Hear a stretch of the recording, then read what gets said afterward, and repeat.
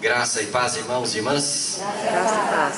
Tem irmãos aqui, bastante irmãos também aqui, firmes.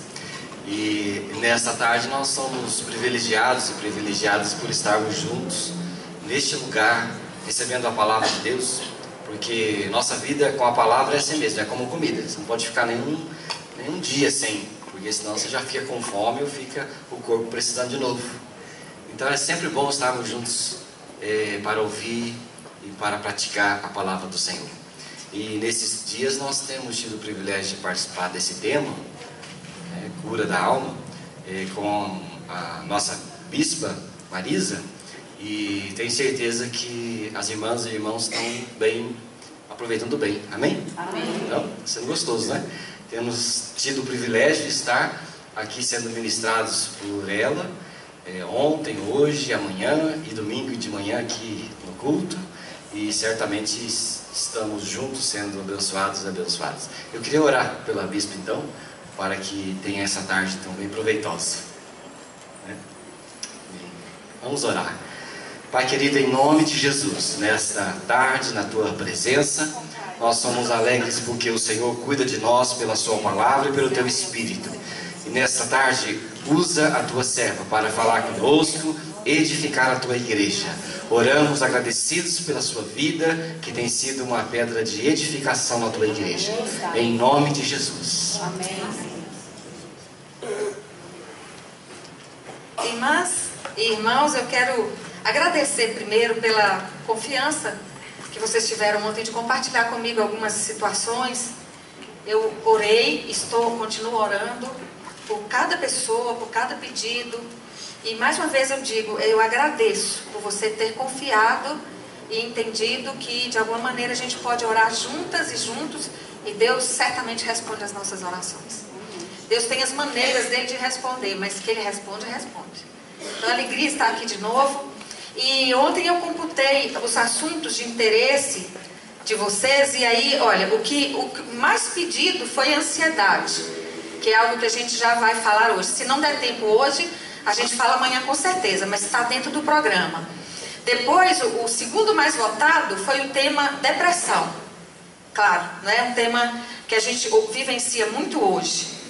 Depois do tema da depressão, veio também o tema o mais votado foi rejeição.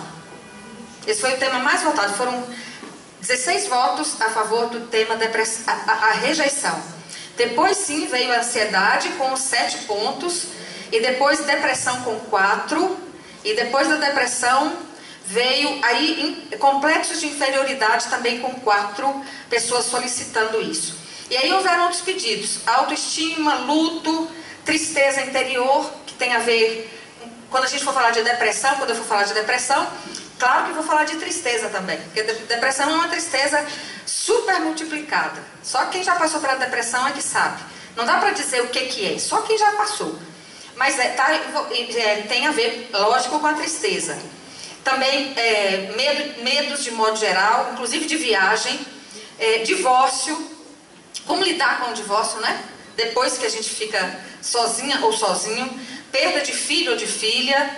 Então esses foram assim os mais falados. Há outros aqui, vários outros, mas assim, os que houveram o maior número de pedidos para a gente tocar foram nesses aqui. E de alguma forma já eram assuntos que estavam, quando a gente fala de cura de alma, quase sempre esses assuntos estão presentes, porque eles fazem parte mesmo dos males que nos assolam. São os mais comuns que vêm até nós.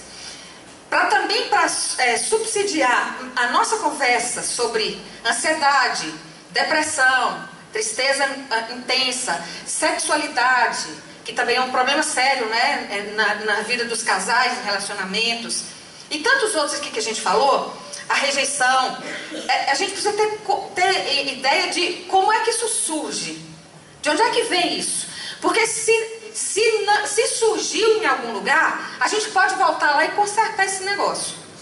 Não é voltar lá, mas assim, a gente pode ver o que houve de errado e consertar. Feita uma casa, né, que a gente constrói daqui a 20 anos, o telhado está entortando, a parede já está perdendo o reboco.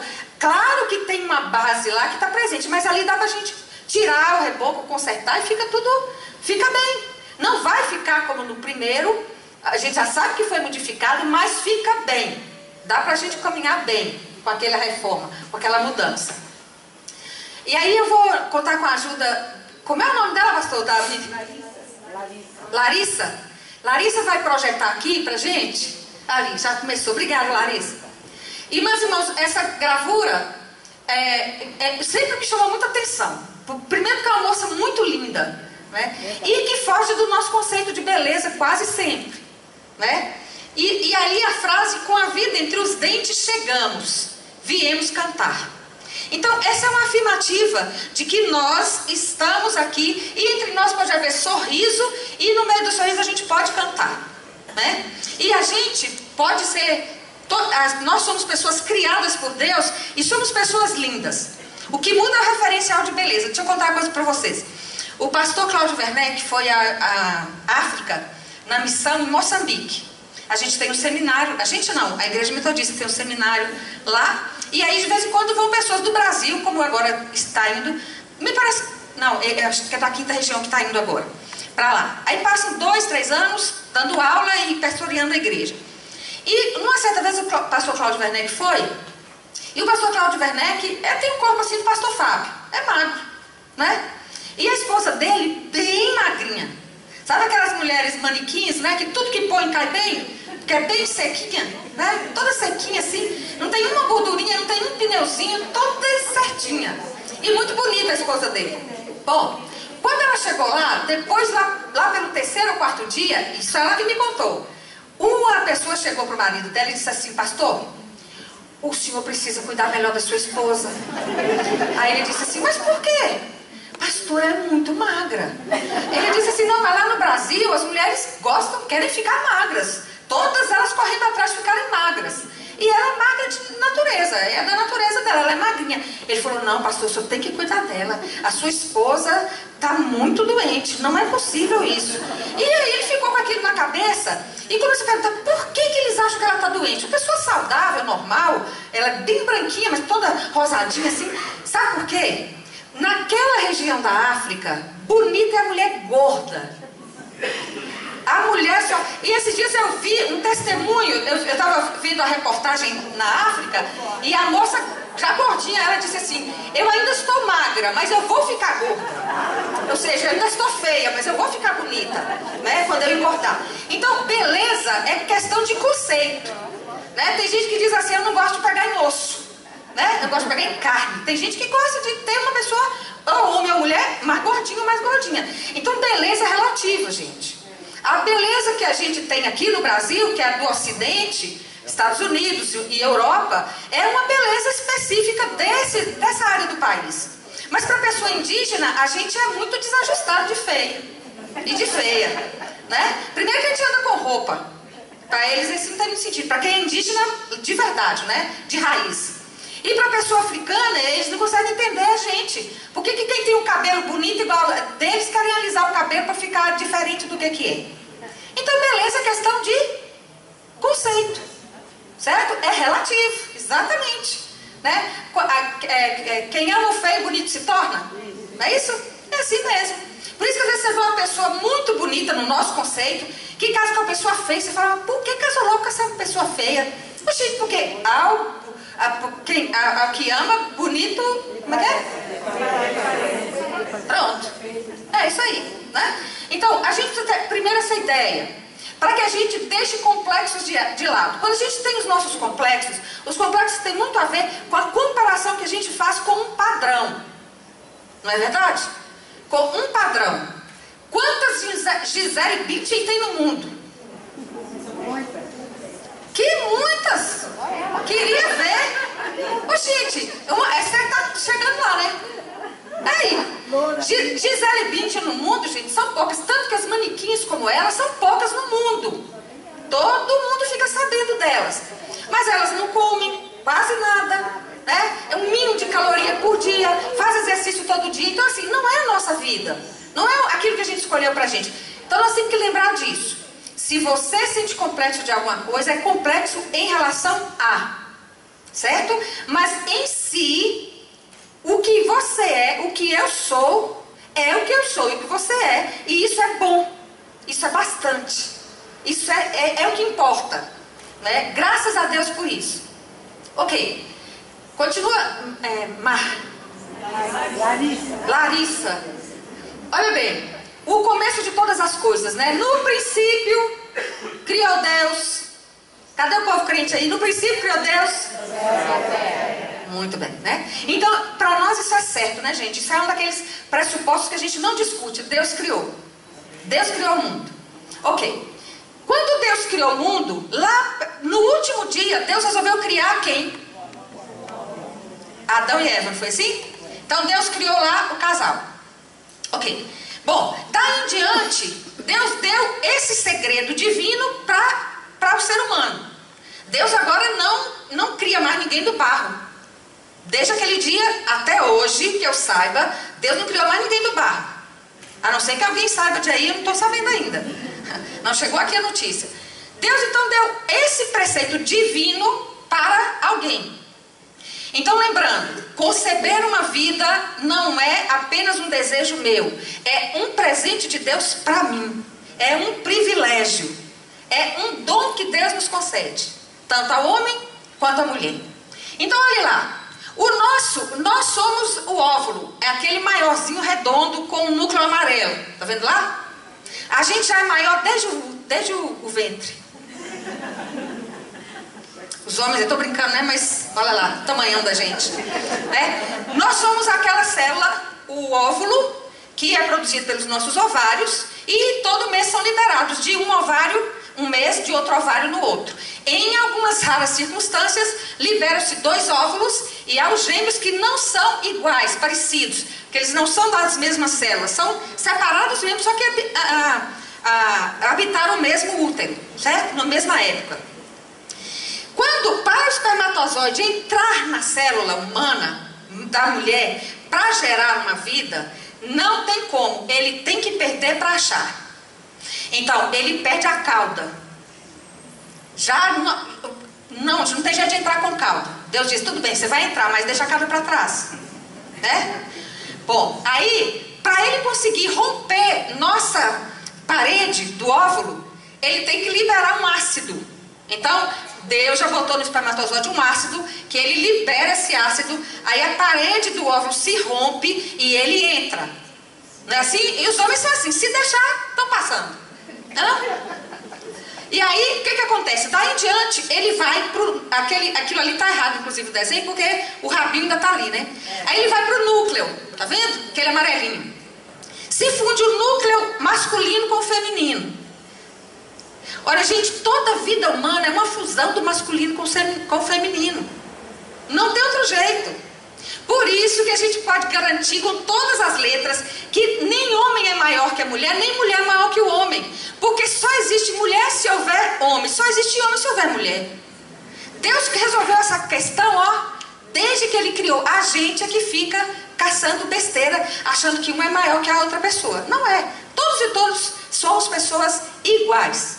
Nós somos, não somos iguais no físico, mas nem nas funções, mas nós somos iguais diante de Deus com a força que Ele nos criou. Pois bem, vai se multiplicando, né, as células, até que aquele óvulo já fecundado, agora é um ovo. Esse ovo já está cheio de células, de um tamanho que já é chamado mórula, desce, ele sai lá das trompas e vai descer até o útero. E aí vai se fixar na parede do útero. Ok. Larissa? Ok, olha lá, né? Pode ir adiante, Larissa. Olha bem lá, olha a multiplicação, tá vendo? Aqui a B, C, D, E, F. Nessa última aqui, ali em cima ali vai ser a placenta, tá vendo? E aquele outro assim, ó, vai formar aqui a bolsa que a criança fica dentro. Certo? Tá se desenvolvendo. Vamos adiante. Larissa? Agora olha que coisa interessante. Lá em cima tem uma figura que vai dar o órgão genital. Tá vendo? Lá em cima.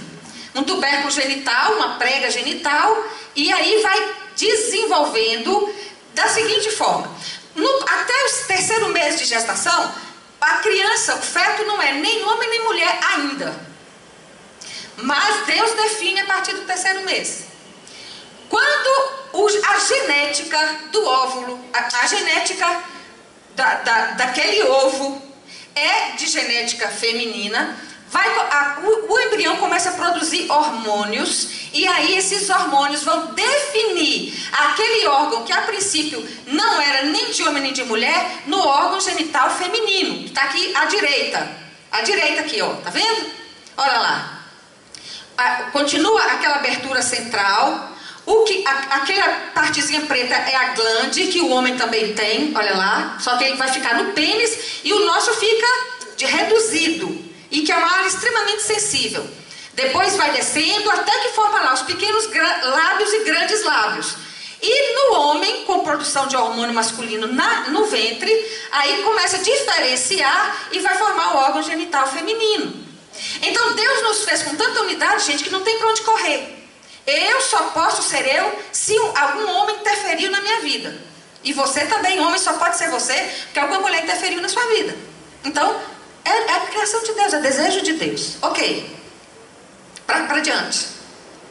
Até que a gente vai crescendo, se desenvolvendo, e como todo ser humano, chega uma hora que a gente acha que ali está pequeno demais para a gente, né? No começo a gente acha ótimo. Tinha uma casa com um cômodo, aí compra uma casa com 3. Ai, que maravilha, essa casa é uma bênção, não só, agora são 3. Depois de 5 anos, não está dando mais. Essa casa já ficou pequena, eu quero uma agora de 5. Aí comprou uma de 5 cômodos. Ai, que alívio, agora sim tem lugar para todo mundo e tal. Daqui a 10 anos, não, essa casa está muito pequena. A netaiada vem, não tem onde ficar. Vamos comprar uma casa maior. E o ser humano não é assim? Nunca está satisfeito com o que tem, sempre querendo mais. Exatamente. Então, quando chega a certa altura, que a criança, aquilo não cabe mais. E tá claro, ela fica desconfortável lá dentro, né? Então ela vai se posicionar, e aí a mãe vai dar à luz a criança e ela nasce. Ok. Olha lá, ali já está na posição de nascer, a cabecinha para baixo.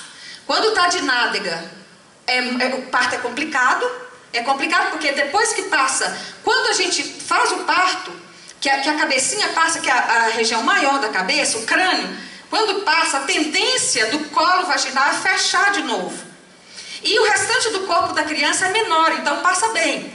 Mas se passa as nádegas primeiro, depois que elas passam, a tendência do colo é fechar. E aí o crânio vai ter muita dificuldade de passar por ali. Então, às vezes tem que ter uma atuação muito rápida. Tem uma médica aqui que cadê quem ela está aqui hoje? A obstetra, né? Pronto, aí você sabe melhor do que eu, né? Depois pergunta para ela sabe tudinho disso. O que é que ela tem que fazer, né, quando dá uma situação dessa? Espero que nunca aconteça com ela esse tipo de situação, né? Porque a gente já se previne antes, com a graça de Deus. Ok, adiante. Ali os órgãos genitais femininos, ovários, o azulzinho e o vermelho, as trompas, que não são ligadas aos ovários, ficam com uma certa distância, e depois o útero, né, com as 3 camadas de músculo. Depois o canal vaginal e por fora, depois a entrada da vagina, que é externa. Ok? Agora aqui o homem. Aqui o órgão genital masculino, né?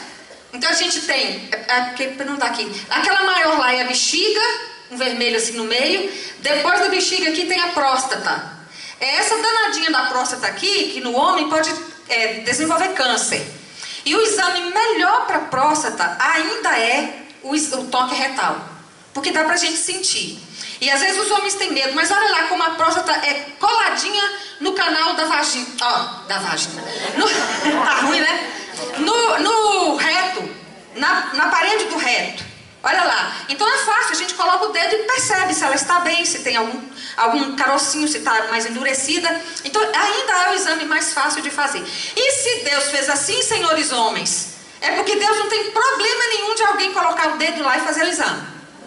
Certo? Então se Deus achou certo, faz favor de ninguém aqui achar errado. Vai fazer o exame. Ok. Adiante.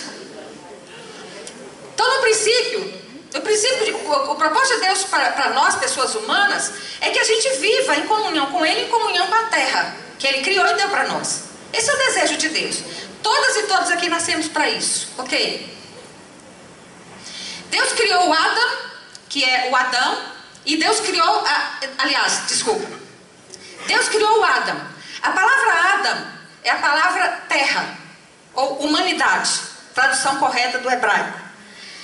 E no capítulo 3 e no capítulo 5 de Gênesis, E no capítulo 1 também, tem momentos em que a Bíblia fala, por exemplo, criou Deus o homem e a mulher. Criou Deus e os chamou de Adão. Capítulo 5, versículo 2. Deus chamou o homem e a mulher de Adão, de humanidade. Então, irmãs e irmãos, nós somos a humanidade de Deus. Todo mundo também aqui sabe disso, né? Só é boa quando tem o Ish e o Ishá. Um mundo só com mulheres não tem graça. E um mundo só com homens também não tem graça. Porque foge do propósito de Deus. Então nós temos que ser parceiras e parceiros.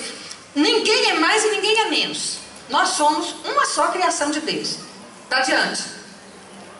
Aí tem aquela discussão, Deus é homem ou é mulher? Gente, Deus nem é homem nem é mulher, Deus é espírito. Ah, por que aparece na Bíblia, o pessoal chama Deus de pai? Porque Deus tem que aparecer pra gente do jeito que a gente entenda, claro. Então, ele se permite ser chamado de pai, e Jesus também o chama de pai. Mas Deus não é homem nem mulher. E tanto é que ele criou mulher e homem à imagem e semelhança dele. Certo? Então, Deus é Deus. Não tem nossas características humanas aqui, não. Pode passar, para diante. Ah, não, desculpa, volta ali, desculpa. A relação nossa com Deus. Olha lá, C2. C1, Deus quer que a gente seja uma pessoa unida com Ele. Gênesis 2:7. Relação de Deus conosco. Nós somos pessoas aceitas por Deus. Deus criou e disse que tudo era bom. Não existe ser humano na face da terra que Deus não olhe e diga é bom. Não tem. Deus confia na gente. Deus entregou a terra para a gente cuidar. Ele disse que nós precisamos governar a terra. Mulher e homem. Deus criou o ser humano inteligente, todo ser humano. Então, mulheres e homens têm que governar a terra. Deus confia em nós, Ele acredita em nós. Ok? Não, pode passar. Por favor, Larissa. Adiante? Pode passar. Agora aqui. Presta bem atenção, meus irmãos. Ali, do lado esquerdo aqui, tem uma célula. Uma célula. Aqui embaixo tem uma célula também. Ela não cortada ao meio, mas a célula como um todo. Isso, ô menina inteligente. Aí, tá, isso aqui é uma célula, tá vendo? Tem a membrana ali fora e aqui dentro tem a célula, né? Pode passar agora. Aquela do lado que eu quero ver. Todo tecido humano é formado de células. Tudo que é no nosso corpo, cabelo, dedão do pé, unha, fígado, rim, músculo, tudo é formado de célula. São células independentes, mas que quando juntas dão uma configuração ao ser humano. Por isso que Jesus disse que Ele é cabeça e nós somos corpo. É a mesma coisa, nós somos células. E a gente só cumpre o propósito de Deus quando a gente se junta. E aí aparece o tecido muscular, tecido cardíaco, tecido ósseo, tecido adiposo, né, que é a gordura e etc. Ok. E esse conjunto de células unidas aqui, nós aqui somos um amontoado de células. Cada pessoa aqui é um amontoado de células. Somos feitos vasos nas mãos do oleiro. É isso que Deus quer. A cura é a gente deixar Deus tratar esse vaso. Cuidar do vaso. Mas é preciso que eu queira. Porque se eu não quiser, se eu não desejar, se eu não permitir, ninguém vai poder nos ajudar na cura das nossas lutas emocionais. Para adiante? Terminou aí, né? Pronto. Agora eu vou fazer alguém pode puxar aqui mais para frente para mim? Fazer um favor? Por favor.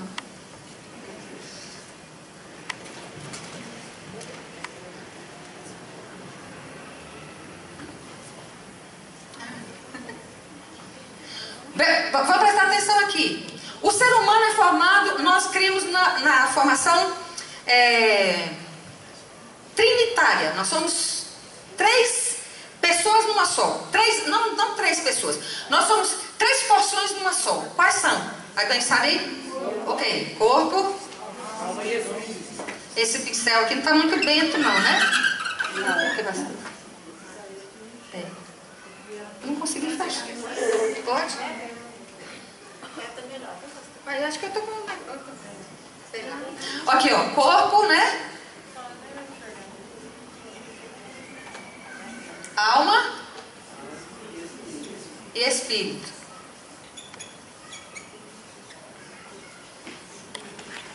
Ok.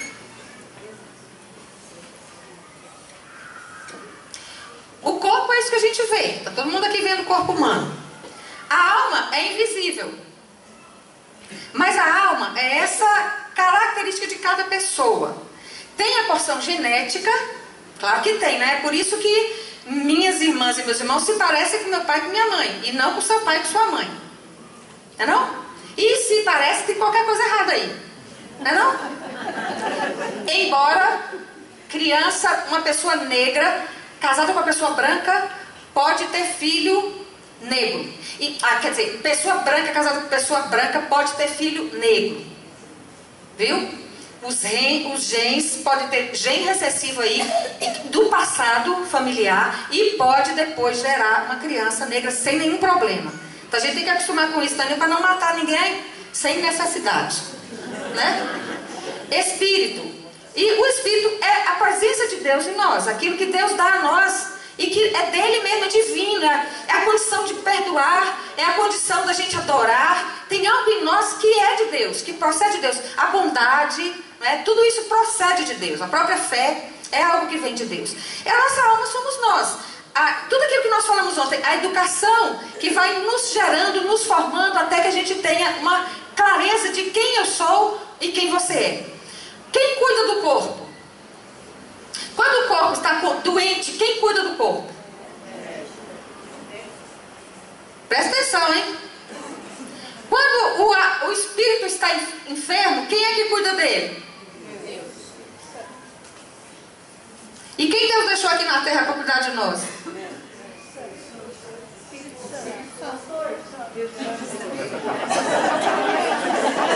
É isso mesmo. A fé, a religião. A gente vai em busca de Deus, na manifestação da fé. Aí a pastora ou a liderança leiga, evangelista, mas alguém que vai nos ajudar e restaurar a nossa vida. E essa pessoa está a serviço de Deus, né? Ok. Quem cuida da alma?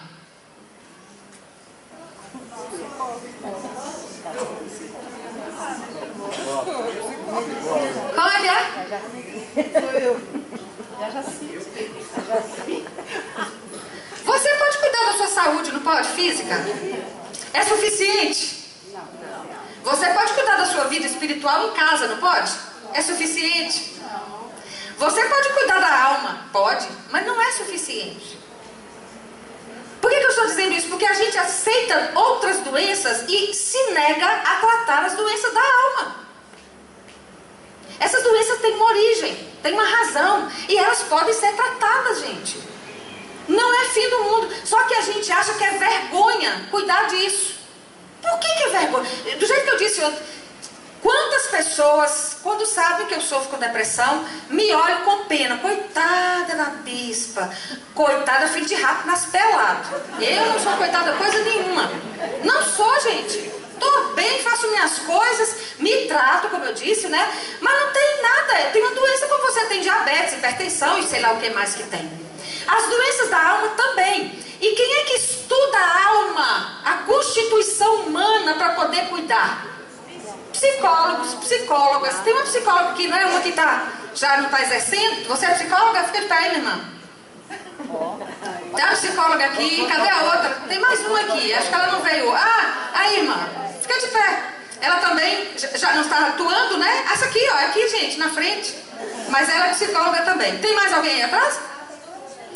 Por que a gente, assim, acha uma bênção procurar o pastor Fábio? Acha uma bênção procurar a ginecologista, né? A ginecologista que está aí. E acha um absurdo procurar um psicólogo ou uma psicóloga. Crente que é crente não procura psicólogo ou psicóloga. Gente, e por que procura médico e médica? E por que procura igreja? Por que procura pastor e pastora? Por que pede para alguém orar por ela? Por que a gente faz essa divisão, gente? De onde é que vem essa divisão? Onde é que inventaram isso? Ó, minha filha, você estuda alguma coisa errada na faculdade? Algum absurdo? Tem demônio? Alguma coisa? O que é que você estuda no começo? Medicina, não é isso? Primeiro ano é junto com medicina? Porque tem que aprender, tem que conhecer o corpo. E depois ela vai aprender aquilo que a gente também tem que aprender. Como é que vai se formando a nossa alma? Como é que vai se formando a nossa alma? Então, tem pessoas especialistas em cuidar da alma. Olha aqui, gente, não é da nossa fé, não. é da alma. Eu não posso ir lá no consultório dela, até posso assim, né? Mas eu não vou lá para orar, para ler a Bíblia. Eu vou lá para cuidar de outra questão específica. Quando eu vou ao médico, eu não vou lá especificamente para orar e ler a Bíblia. Cada coisa no seu lugar. Posso evangelizar o médico, levo no cenáculo para lá, não é? Mas cada pessoa tem a sua função. E essas pessoas são treinadas. Toda pessoa médica é competente? Misericórdia, tem colega meu que eu não recomendo para ninguém. Não recomendo. E com certeza que vocês também, né? Todo psicólogo é pessoa capaz? Não é não. Todo pastor e toda pastora, olha nós aqui, né, pastor Fábio? Pastor André, e tem várias pastoras aqui, né? Desculpa, nós todas. Todos nós somos pessoas todas excelentes. Tem pastor e pastora lá na rima que eu não sei o que eu faço com aquela pessoa. Porque para onde ela vai, prejudica a igreja. Agora, toda pastora e todo pastor é assim? Não. Tem gente fantástica que eu queria ter uns 10 daquela pessoa para poder resolver os problemas todos lá. Não é assim? Então, tem boa pessoa profissional e má pessoa profissional. Que nem cozinheira. Tem cozinheira que cozinha bem, que usa coentro. Tem a cozinheira que cozinha mais ou menos, né? Dá para engolir, mas não cozinha gostoso. Cada um com seu jeito, né? É brincadeira. Agora eu queria dizer o seguinte. Larissa, aquela outra que eu falei que... Você lembra aquela outra lá que tem... da cura da alma? Né? Está escrito assim, cura da alma. Aí eu quero que a gente preste atenção nisso aqui para a gente ter um pouco de noção. Olha lá o nosso cérebro. Pode passar essa daí que a gente viu ontem. Então a gente viu ontem, né, que a gente vai criando... Olha ali. Ô, gente, por que eu não consigo fechar esses negócios aqui? Hã? Está trocado. Ah! Obrigada. Eu vou precisar de um depois. Olha ali. Presta bem atenção. A gente vai à ginecologista, ela diz assim, tem útero, precisa fazer uma ultrassonografia, precisa fazer uma ultrassonografia endovaginal, vai ao cardiologista, faça um eletrocardiograma, né? Cada pessoa vai, o otorrino, ele diz, faça lá uma avaliação da sua audição, como é que tá, como é que não tá, né? E por aí vai, ok. A gente não acha ruim, mas quando temos doenças daqui para cima, a gente acha que é coisa do diabo. Mas não é verdade? A gente pensa isso. Não, daqui para cima é coisa do diabo, né? Agora presta bem atenção. Nosso cérebro é constituído... presta bem atenção. Quando a gente nasce, a cabeça nasce com uma abertura. Como é que chama a abertura? Aquela abertura da cabeça? A moleira, não é isso? Na medicina, fontanela. A gente nasce com aquele buraco. Sabe por quê? Para a cabeça passar ali pelo... Fica mais fácil passar pelo canal vaginal. Os homens, quando quiserem saber, desliguem só um pouquinho para falar isso, irmã. Só um tiquinho. Desliguem só um pouquinho para falar isso. Só um pouquinho. Por favor. Descendo. Vai fechando, não vai fechando a mulher? Porque o cérebro vai desenvolvendo. Ô, gente, até Deus fala que o cérebro não nasce pronto. Ele vai desenvolvendo até uma certa idade que fechou a fontanela. E por que é o único lugar que é coberto assim com osso? E osso resistente? Porque as estruturas lá dentro são delicadas. E são as estruturas que comandam todo o nosso corpo. Todo o nosso corpo é comandado pelas estruturas que nós temos, que saem da cabeça. O centro da vontade.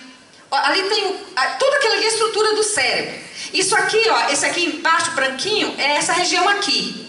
Por isso que quando a gente cai e bate essa região é muito perigoso falecer, porque faz edema nessa região, e aí como ali tem um orifício, ele fecha e aí você morre e morre mesmo. É o tipo de queda mais perigosa para a gente ter, né? Ok, vamos lá, pra frente, Larissa. Gente, essa Larissa é uma bênção. Aí, Larissa, pode aumentar um pouquinho, que eu nem sabia que podia fazer isso. Olha aí, ó. Tudo isso é estrutura lá, ó. O lugar do olfato, ó bem, onde sente cheiro, onde a gente se move, a visão, que é asma óptico, ali, nervo óptico, que vem lá do olho, a hipófise, que é uma glândula fundamental para nós. Aí você vai ver tudo, tem lugar da memória, de sentir frio, de sentir calor. Tudo dentro desse miolhozinho aí, tudo ali dentro. Pode passar, Larissa. A gente não sente frio, não é com a pele. A gente sente frio com a sensação que o nervo daqui leva para o cérebro. E ele que diz que é frio. Olha que coisa, gente. Por isso Deus protegeu tanto o nosso cérebro. Porque tudo começa aqui. A gente não sente fome só aqui. Aqui avisa para lá que está faltando nutriente. E aí a corrente sanguínea passa e fala, está precisando de glicose, está precisando disso, está precisando de oxigênio. E aí o cérebro vai obedecendo e vai fazendo. Tanto é que você respira, você não precisa pensar em respirar. Você respira automaticamente. Porque quem está comandando a nossa respiração é o nosso cérebro. Ele comanda. O bicho é poderoso. Por isso que Jesus é o cabeça da igreja. Porque é ali que tudo acontece. É ali que está o centro. É dali que saem as ordens. É dali que saem os conceitos divinos. É dali que sai toda a verdade. É dali do cérebro. Ok? Olha lá. Tudo ali dentro do crânio. Tudo direitinho conforme Deus criou. Mais para diante. Pode ir mais um pouco. Olha lá. Ali está a nossa coluna. Dali do cérebro sai toda a inervação para todo o nosso corpo. Todo nervinho que eu tenho na ponta do dedo, o comando primeiro dele vem lá do cérebro. Quando eu sinto dor no dedo do pé, dor que vem por causa de inervação, ele está saindo daqui, ó. Desce aqui e vai até a ponta do dedão do pé. E tudo sai lá do cérebro. Todo o comando é cerebral. Gente, isso é maravilhoso. Por isso é tão delicado. Por isso a gente tem que cuidar mesmo da nossa mente, não é? E da nossa cabeça. Porque tem órgãos ali essenciais à nossa sobrevivência. Ok? Olha lá, ó. O tipo de nervo. Tem nervo que sai para a pupila. Tem um que é para saliva. Tem um que reduz os batimentos cardíacos. Tem um que contrai os brônquios. Tem um que estimula a atividade do estômago e do pâncreas. Tem um que estimula a vesícula biliar. Tem um que faz a bexiga se contrair. Tem um que promove a ereção. Tem um que promove a ejaculação. Tem a outra inervação que relaxa a bexiga. E por aí vai, o simpático e o parasimpático. Quem é simpático corre. Aí a gente aprende assim em medicina. Quem é simpático corre. Quando você libera adrenalina na hora do sufoco. Aí depois vem o parasimpático acalmando as coisas. Né? Então a gente tem que saber que nosso corpo, a centralidade dele é aqui. Por isso que se nós temos doenças aqui dentro, no centro das nossas emoções, todo o nosso corpo vai sentir. Claro que vai sentir, porque ele não está isolado. O centro das emoções não está no coração. A gente na verdade não sente com o coração, a gente sente aqui dentro. A gente diz com o coração, mas sente aqui dentro. Então o centro das nossas emoções está no nosso cérebro. É lá que estão as sensações e as representações de todas as emoções que a gente tem. Ok? Ali depois você pode procurar com mais calma, não vai dar, mas tudo, olha lá, toda a inervação que sai do sistema nervoso central, tudinho. Gente, Jesus conosco é assim. Jesus comanda e os nervos vão levando as ordens. Por isso que quem está em Cristo é nova criatura, recebe ordem diferente.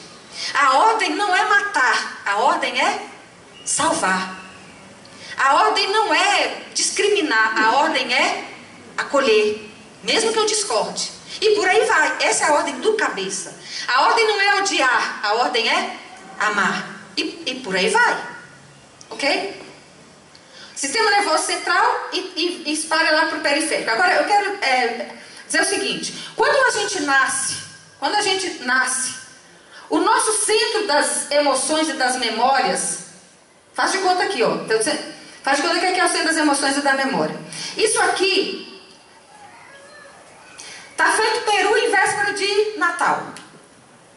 Todo mundo sabe que vai comer o peru, mas vai ter que preparar o peru, certo? Ele não está pronto. Ele não nasce sozinho no dia de Natal. Não é verdade? Não sei se ainda se come peru no dia de Natal. Se come, né? Ó bem, para que a gente coma aquele peru, vai ter que fazer. Tem um procedimento. A gente tem que pegar o bicho, matar o coitado, né? Depenar, depois limpar todo interiormente. Eu fiz isso muitas vezes, não com peru, com galinha. Muitas vezes. Então quem faz sabe como é trabalhoso aquele negócio. Hoje ninguém mais faz isso, né? Botar frango no fogo assim para poder soltar as penugens, né? Ninguém mais faz isso, não. Não é? Sapecar. Não é isso? Tirar os canhões. Oh, meu pai. Pois bem, quando a gente nasce sem saber falar. Certo? A gente escuta, mas não sabe o que está escutando. Tanto que eu posso chegar com um bebezinho e falar assim, de 1 mês: ô filhinho, mamãe te ama. Ele vai olhar com a mesma cara de paisagem que ele olha para a mãe dele. É ou não é? Ela não sabe. Por quê? Porque ela ainda não tem conceitos. O cérebro não está maduro e ela não tem conceitos ainda. Então, gente, presta bem atenção. Uma criança que nasce é uma possibilidade de vida completamente diferente, desde que a gente tenha essa noção da parte de Deus. Então ela não tem. Ela não sabe ainda o que é sentir dor.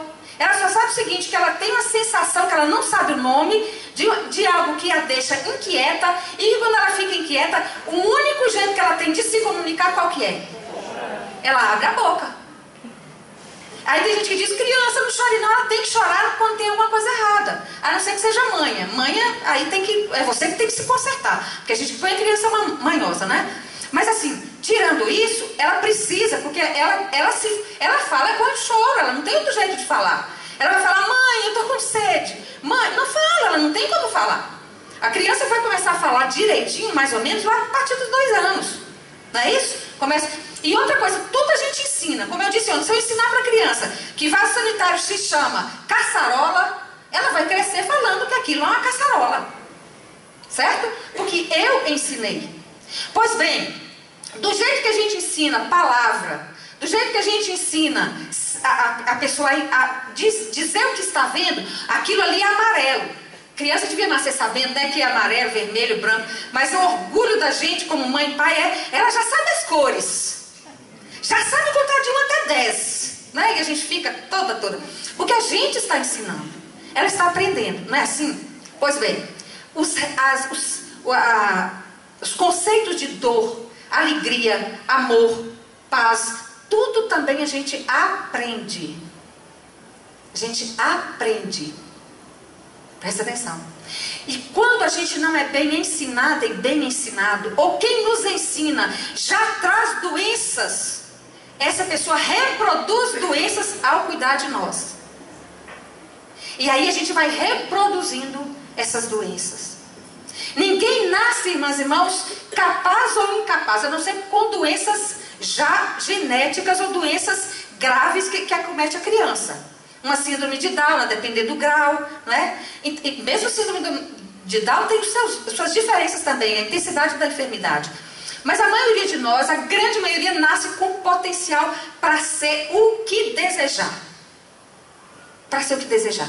Quem é que nos estimula ou quem é que nos desestimula? As pessoas que estão ao nosso redor. Por isso que pessoas avançam e outras não. E aí a gente tem que aprender a lidar com isso. Pois bem, nós vamos falar exatamente sobre isso agora. E aí é o seguinte, eu vou falando e você querendo pode parar. Pode me parar. Quais são algumas razões da gente adoecer? Quais são as razões da gente ficar doente da alma? O corpo está relativamente bem, mas eu sinto a tristeza. Eu quero trabalhar, mas não tenho vergonha. Eu quero falar lá na frente da igreja, mas eu morro de vergonha.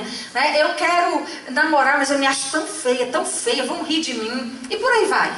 Né? Eu sou baixa demais, eu sou alta demais. Todas as doenças que a gente tem que nos inibem a nossa liberdade. Uma das causas disso é o mundo caído que a gente vive. Nós vivemos num mundo caído. Um mundo de pecado, não é isso? O pecado presente no mundo faz isso. Porque, por exemplo, quem é que chama uma criança de burra? Somos nós. E chamamos por causa do pecado que habita em nós. Porque uma criança não tem como ser burra, gente. Burra é filho de burro. Aí quando você chama a criança de burra, você está se chamando de burra também. Ou de mula. Você que deu à luz essa burrice aí. Não é não? Então, esse é o mundo caído. O mundo em que a gente se esquece que Deus, para que é que Deus nos criou? Para que é que a criança existe? Para que Deus nos permite ter filho e filho? É só para nos alegrar? Não, gente. Deus não nos dá filho e filho só para a gente ficar alegrinho, não. Deus nos dá para que a pessoa seja criada para adorar o Senhor e viver em plenitude nesse mundo. E vivendo como família. Como família. Então, o mundo pecador é um mundo que estraga com a gente. Porque ele nos mostra defeitos terríveis. Então, aí você vê violência, né? As psicopatias, doença física, né? Nós contraímos algumas doenças. Por exemplo, quem não vacina a criança, e aí a criança pega poliomielite. É o vírus da poliomielite, né? É uma enfermidade, a criança fica com deformidades. E essas situações fazem com que a criança sofra, porque o mundo não perdoa quem não é normal. A nossa maldade é que faz com que a pessoa se sinta menor pelo defeito que ela tem. Sobretudo pai e mãe. Porque quem vai ensinar essa criança a se sentir bem, somos eu e você que educamos a criança. Ou tia, ou tio, ou seja quem for que é responsável por criar a criança. Por isso que é tão importante a sala de escola dominical para a criança na igreja. Ali a criança pode reaprender o que é ser amada e o que é que Deus quer para a vida dela. Às vezes ela não aprende em casa, mas ali ela pode aprender, né? Pois bem, pecado. Outra coisa, gente, o estilo de vida que a gente tem. Quando Deus nos criou, nos colocou onde?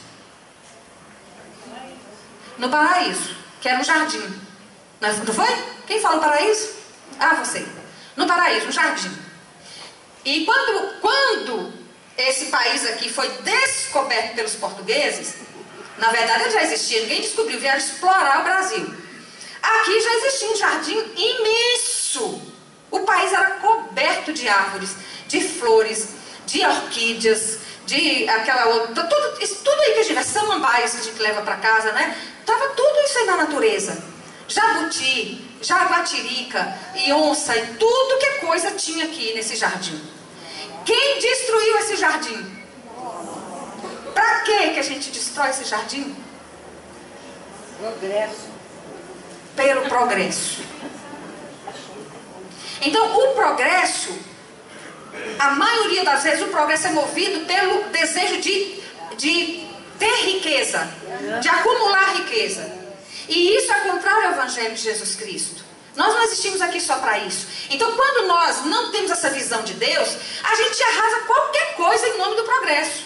Os rios que Deus criou, que a gente não consegue nem limpar os rios, né? Mas a gente bota a mão e não quer nem saber. Estraga mesmo, joga resto, joga lixo. Eu tenho falado assim nas igrejas. Tem gente que come na igreja, come um bolo, né, no final de culto assim, joga papel no chão. Pensa assim, o chão não é meu, alguém vai limpar. Agora presta atenção, de quem é o chão que você está pisando? De quem é o chão que você pisa? Hã? Não é nosso não. O chão é de Deus. Você está jogando lixo na casa de Deus. Tome vergonha, vai procurar uma lixeira. Esses conceitos básicos, esse mundo, gente, não é para eu fazer o que eu quiser nele, não. Esse mundo tem um dono. Eu tenho que respeitar esse dono. Eu tenho que cuidar desse dono. Desse dono. Eu tenho que cuidar das coisas que esse dono me deu para cuidar. Então tudo tem que ter limite. Eu vou construir uma casa, mas não vou tirar todas as árvores. Mas suja o chão. E a árvore não foi feita para sujar o chão mesmo? Deus não inventou asfalto não, viu? Nós que adiantamos a esse lado de Deus, né? Outra coisa que nos faz adoecer. Procura aí, 1 Pedro 1, 18 e 19. 1 Pedro 1, 18 e 19. Quem achar pode ler para nós.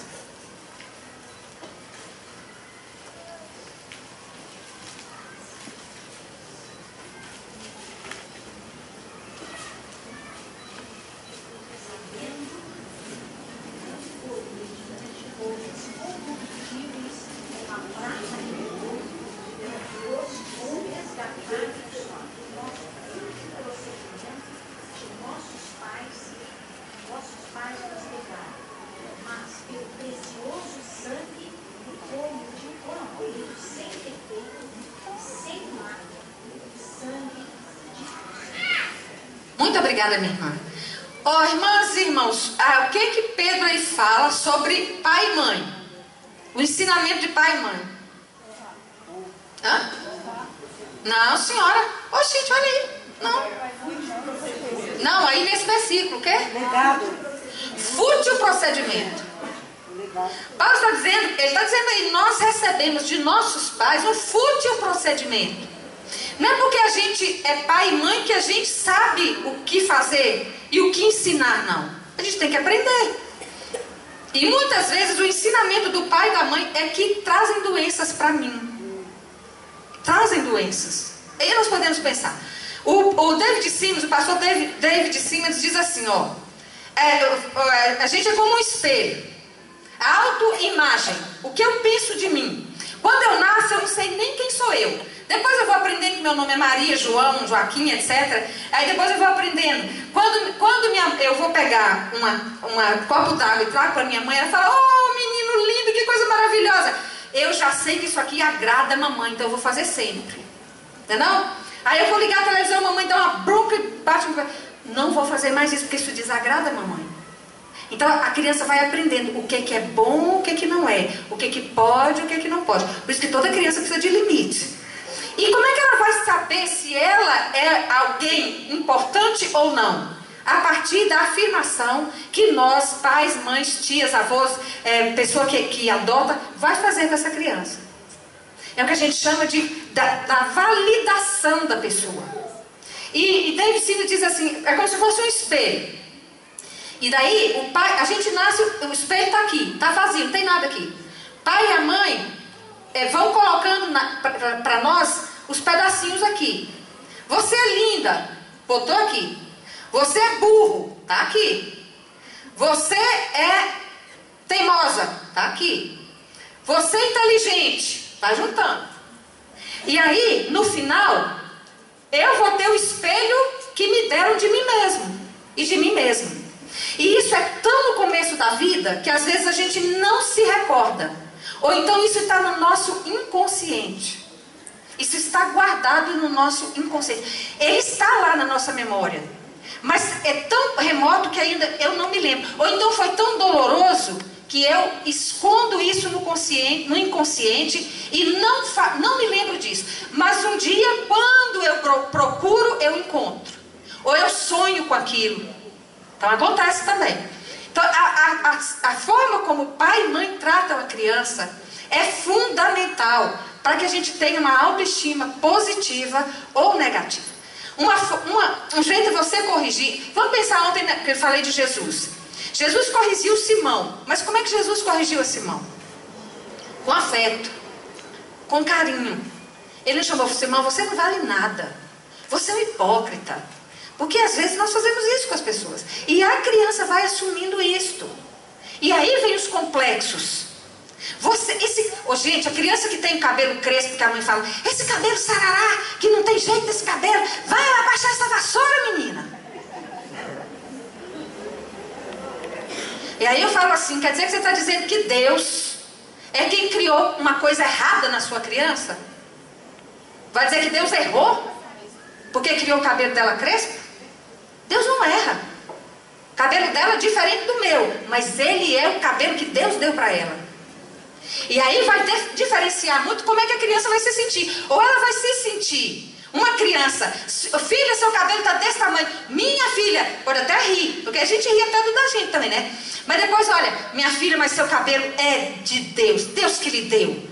Vamos só aprender aqui um pouquinho. E não precisa assim não, filha. Bota uma presilha aqui, bota um laço aqui que vai ficar lindo. Ela vai crescer. E aquilo, ela não vai ter vergonha daquilo. Ela vai se sentir bem. Criança que tem deficiência física. Nem toda criança que tem deficiência física tem problema. Ela tem problema quando o pai e a mãe têm dificuldade com ela. Tem vergonha dela. Porque quando não tem, ela cresce com a autoestima boa. Ela se casa. Não tem aquele rapaz que só tem o tronco e né? Um braço bem curtinho aqui, uma mãozinha assim, né? Ele é casado. Ele é casado. E ele anda o mundo inteiro dando palestra. Ou seja, o que faz a pessoa ficar bem é a beleza exterior? Não é. O que faz com que aquele moço tenha uma mulher que se apaixonou por ele? Não é o exterior, mas é o que eu tenho aqui dentro. A confiança que eu tenho, a clareza de saber quem sou eu. A clareza de saber do que é que eu sou capaz, do que eu não sou capaz. E de lidar com isso com naturalidade, porque todas as pessoas têm qualidades e têm defeitos. Tem possibilidades, mas também tem limites. Todas e todos. E não é então comparar, porque o filho ou a filha de fulana, esse sim, essa sim. Não, não é não. A sua filha ou seu filho, se não é como a filha ou filho de fulana, a responsabilidade é sua. Não põe a culpa na criança não. Porque é ela que está aprendendo de você. Então, essa questão da gente educar a criança no caminho que deve andar, educar fortalecendo a criança. Filha, você errou aqui, vamos pedir perdão a Deus, vamos sentar aqui, vamos conversar. E depois Deus perdoou, você também precisa se perdoar. E não vamos fazer mais. Você vai ensinando e a criança vai aprendendo a lidar com a vida. Todo mundo vai ter problema na vida, todo mundo. De criança a pessoa idosa. O problema não é ter problema, desculpa a redundância aí. A situação mais difícil não é enfrentar o problema.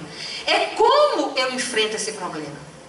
Se eu tenho uma autoestima boa, como aquele rapaz, que só tem o tronco e o braço, ele, numa boa, paquerou a moça, namorou com ela, se casou, numa boa.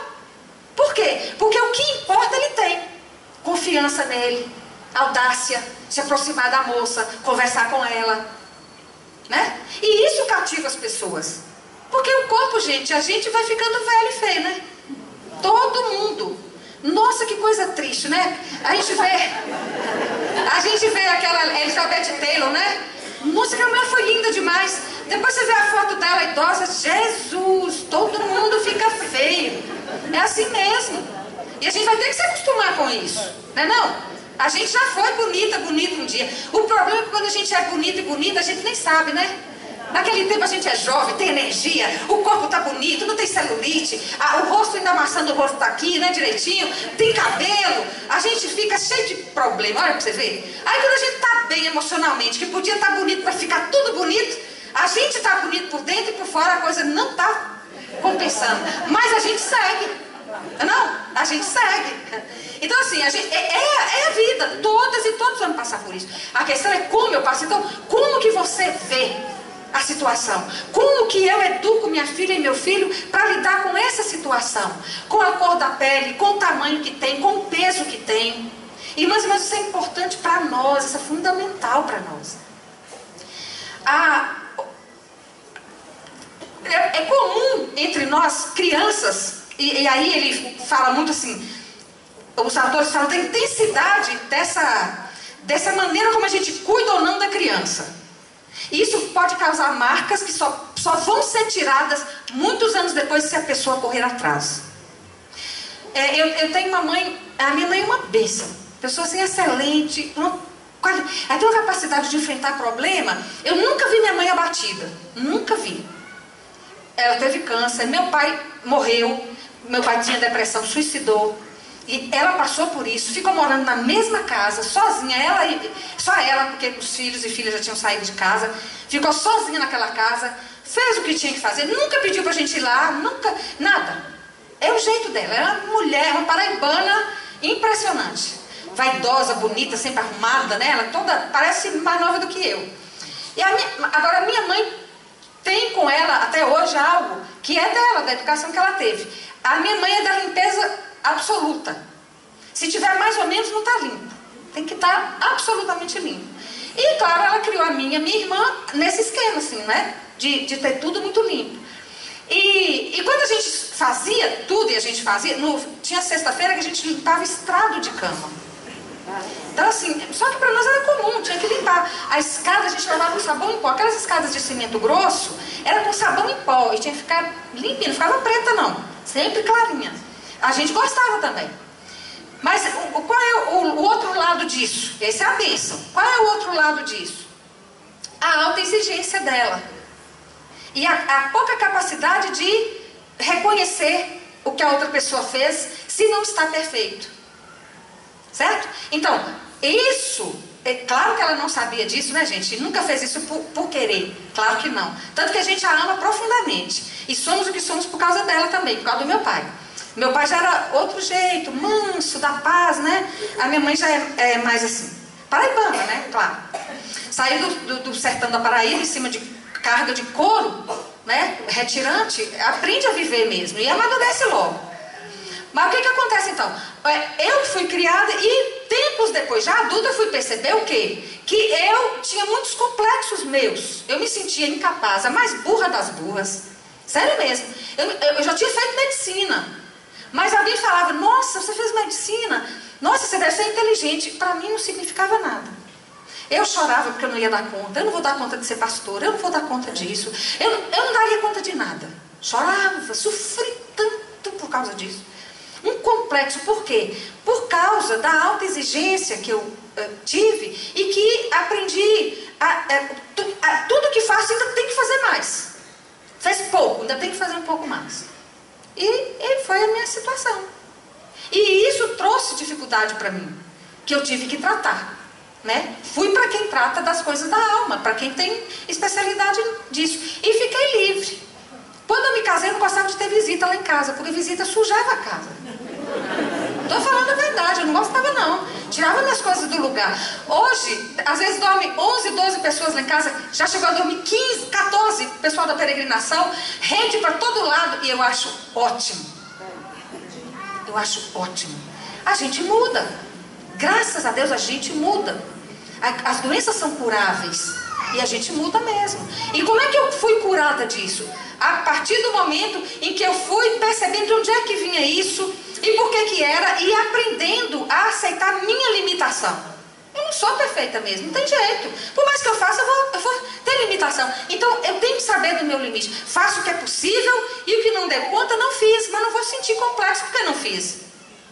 Não vou me sentir menor porque eu não fiz. Não vou me sentir infeliz porque não dei conta. Aceitar a minha limitação.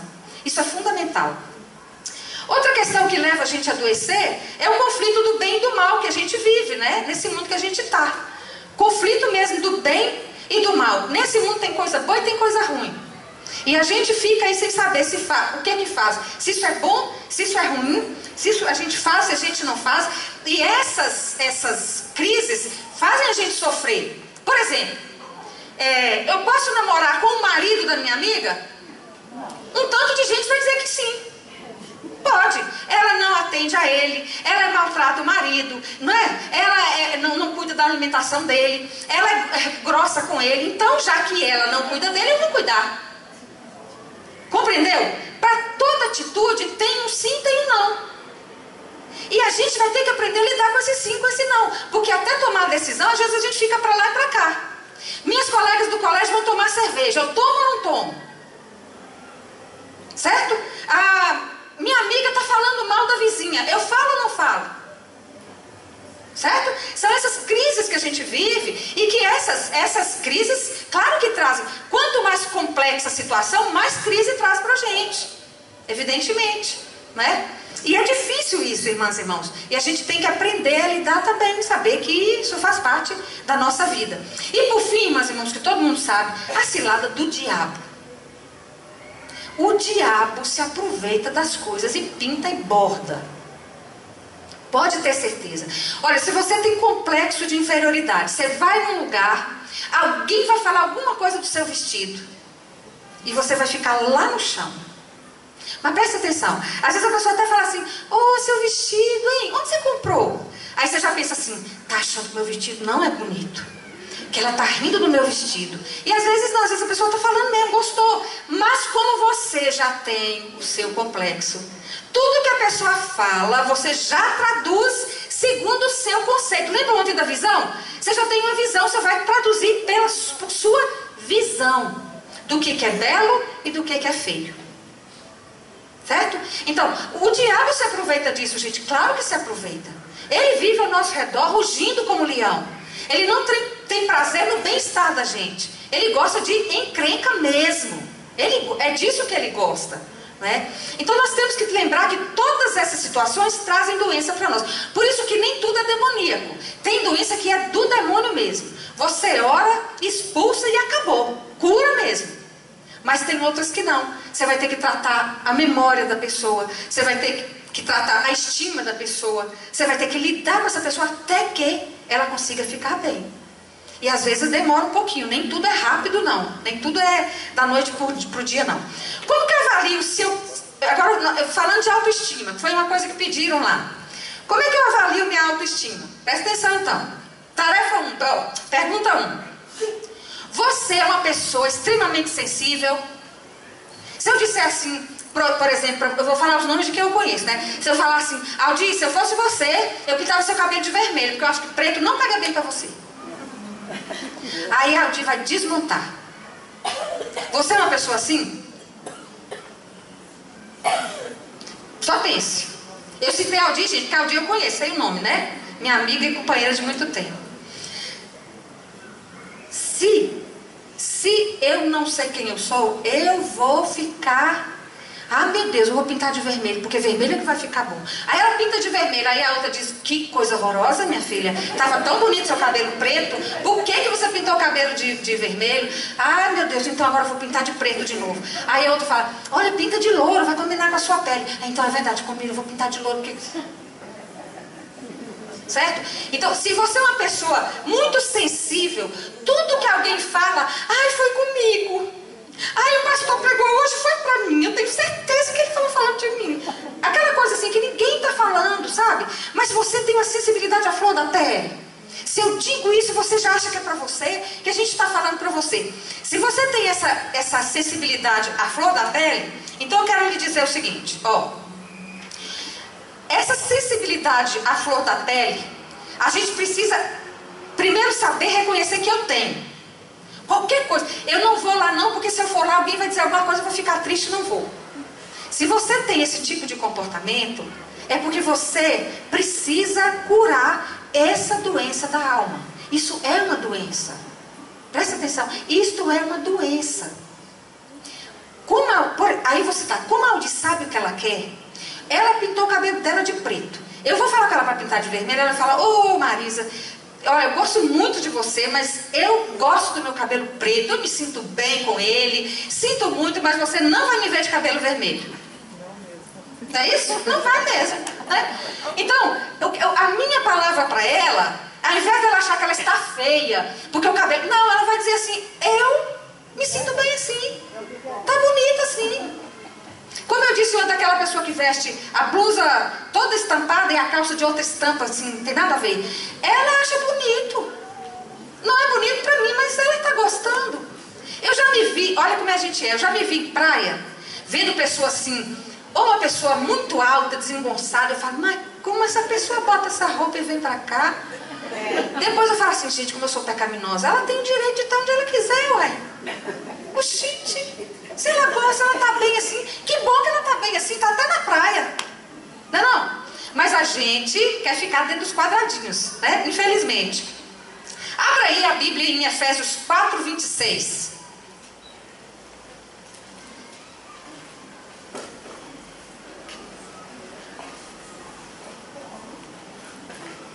Quem abrir pode ficar de pé e ler para nós. Irai-vos e não pequeis, não se põe o sol sobre a vossa ira. Há tempo da gente ficar irado, viu gente? Todo mundo vai ficar irado. Mas a Bíblia fala que a gente vai sentir ira e depois vai passar. Passou. Mas sabe, tem gente que fica com aquela ira a vida inteira e aquilo não sai nunca. Sabe por quê? Essa extrema sensibilidade, sabe do que vem? O seguinte, você é uma pessoa que não se perdoa.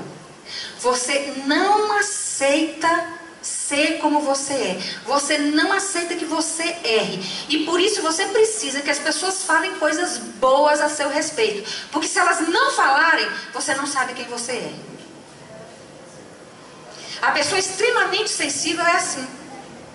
Ela precisa que alguém fale alguma coisa para ela saber, então eu sou gente boa. Por exemplo, se eu não disser para Aldir, Aldir, seu cabelo preto tá lindo, ela vai sempre ficar insegura com o cabelo. Será que tá bom? Será que não tá? Será que tá? Por quê? Porque ela não sabe, ela precisa de mim para dizer para ela o que tá bom, porque ela mesma não sabe. Então, como ela não sabe quem é, ela tem necessidade que alguém diga. Só que quando alguém diz alguma coisa que ela não gosta, ela fica ofendida. Mas, gente, todos e todos nós vamos enfrentar isso. Então, qual é a solução para isso? Você precisa rever sua imagem. Vamos ver sua história. Como é que te educaram? Te incentivaram? Te disseram que você era uma pessoa inteligente, uma pessoa bonita. Te disseram que seu cabelo é bonito. Te disseram que você tem um pé feio, mas o seu joelho é muito bonito. Sua mão não é bonita não, a verdade não é não, mas sua orelhinha é tão linda. Se você não teve essa educação, agora é preciso que você volte para a palavra e você vai se lembrar que quem criou você? Quem criou você? Foi Deus, não foi? Pois bem, você vai começar a fazer esse exercício, esse básico. Você vai ficar de frente para o espelho. Ah, não tem coragem não de olhar para mim. Ah, tem uma vergonha. Não? Vergonha de quê? Você. Quem tem vergonha de se olhar no espelho é porque não se gosta. Não? Tem um amigo meu, gente, Marcelo Brega. Ele é desse cabeça, é gordinho, mas é de bem com a vida. Né? Aí ele fala assim, eu sou lindo, não sou? Olha que lindeza.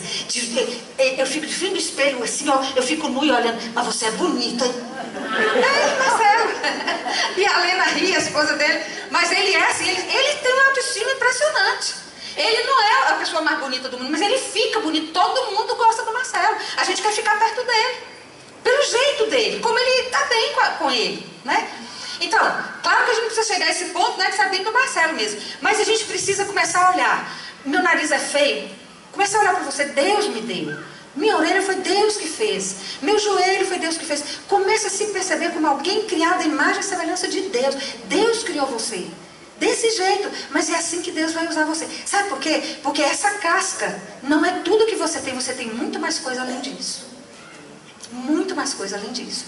E aí, um segundo momento que a gente precisa também, é se a gente não consegue fazer isso, e se isso não está nos ajudando, nós precisamos procurar pessoas especializadas em trabalhar conosco a nossa estima. Quem é profissional nessa área? As doutoras psicólogas aqui. Elas sabem, elas têm instrumentos para trabalhar com a gente quem a gente é, quem a gente realmente gosta, do que cor que eu gosto, qual a minha preferência de filme, de leitura. Ela vai trabalhando com a gente, pouco a pouco, e a gente vai descobrindo isso dentro da gente. Aí a gente começa a fortalecer o que a gente chama na psicanálise, a gente tem 3 estruturas. A gente tem, eu vou virar aqui, que senão elas não vão ver, né? Que é aqui.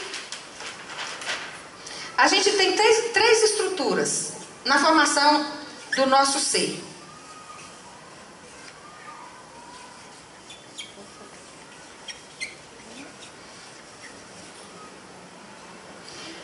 O id é só sentimento. Sentimento. Desejo, raiva, ira, alegria, vontade, eu quero, eu gosto, eu posso, me dê. É coisa de criança. Sabe criança como quer? Tudo ela quer. Se deixar, ela toma tudo. Se deixar, pai e mãe fica por conta dela, se deixar. A gente que vai pôr no limite, mas ela quer tudo, ela quer mexer na televisão. Ela não tem limite.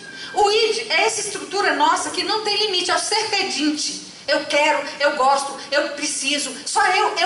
Mas é a estrutura imatura. É a estrutura que recebe tudo na mão. É ou não é? É a roupa na mão, é a comida na mão, é a escola na mão. Ela não tem que fazer muito esforço. Certo? Se ela fizer xixi, alguém vai limpar. Se ela fizer cocô, alguém vai limpar. Então é aquele ser dependente de alguém. Aquele ser que não consegue ser ele mesmo. É um ser incompleto, pela metade. Não desenvolveu. Toda pessoa extremamente sensível ainda é essa pessoa. Ela é uma pessoa que não cresceu ainda emocionalmente. Ela ainda está numa fase bem infantil da vida dela. Aqui é o superego. É aquela estrutura, é o pastor que diz não. Irmão, isso aqui é pecado.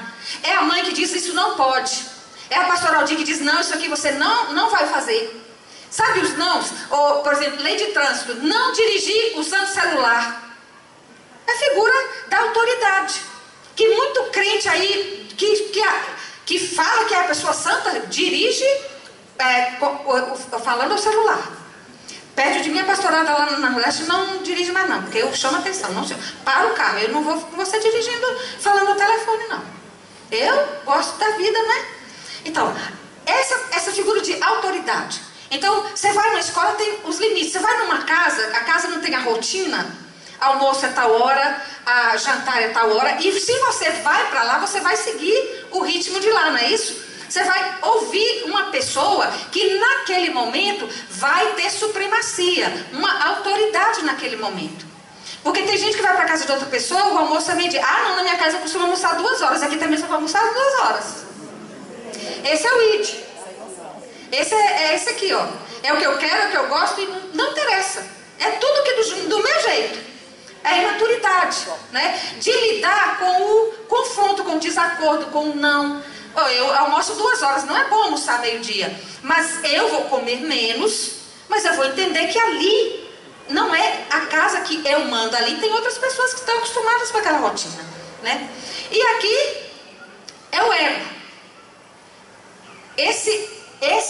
Essa figura aqui toda de desejo, quando ela lida com esse superego, ela vai se formando.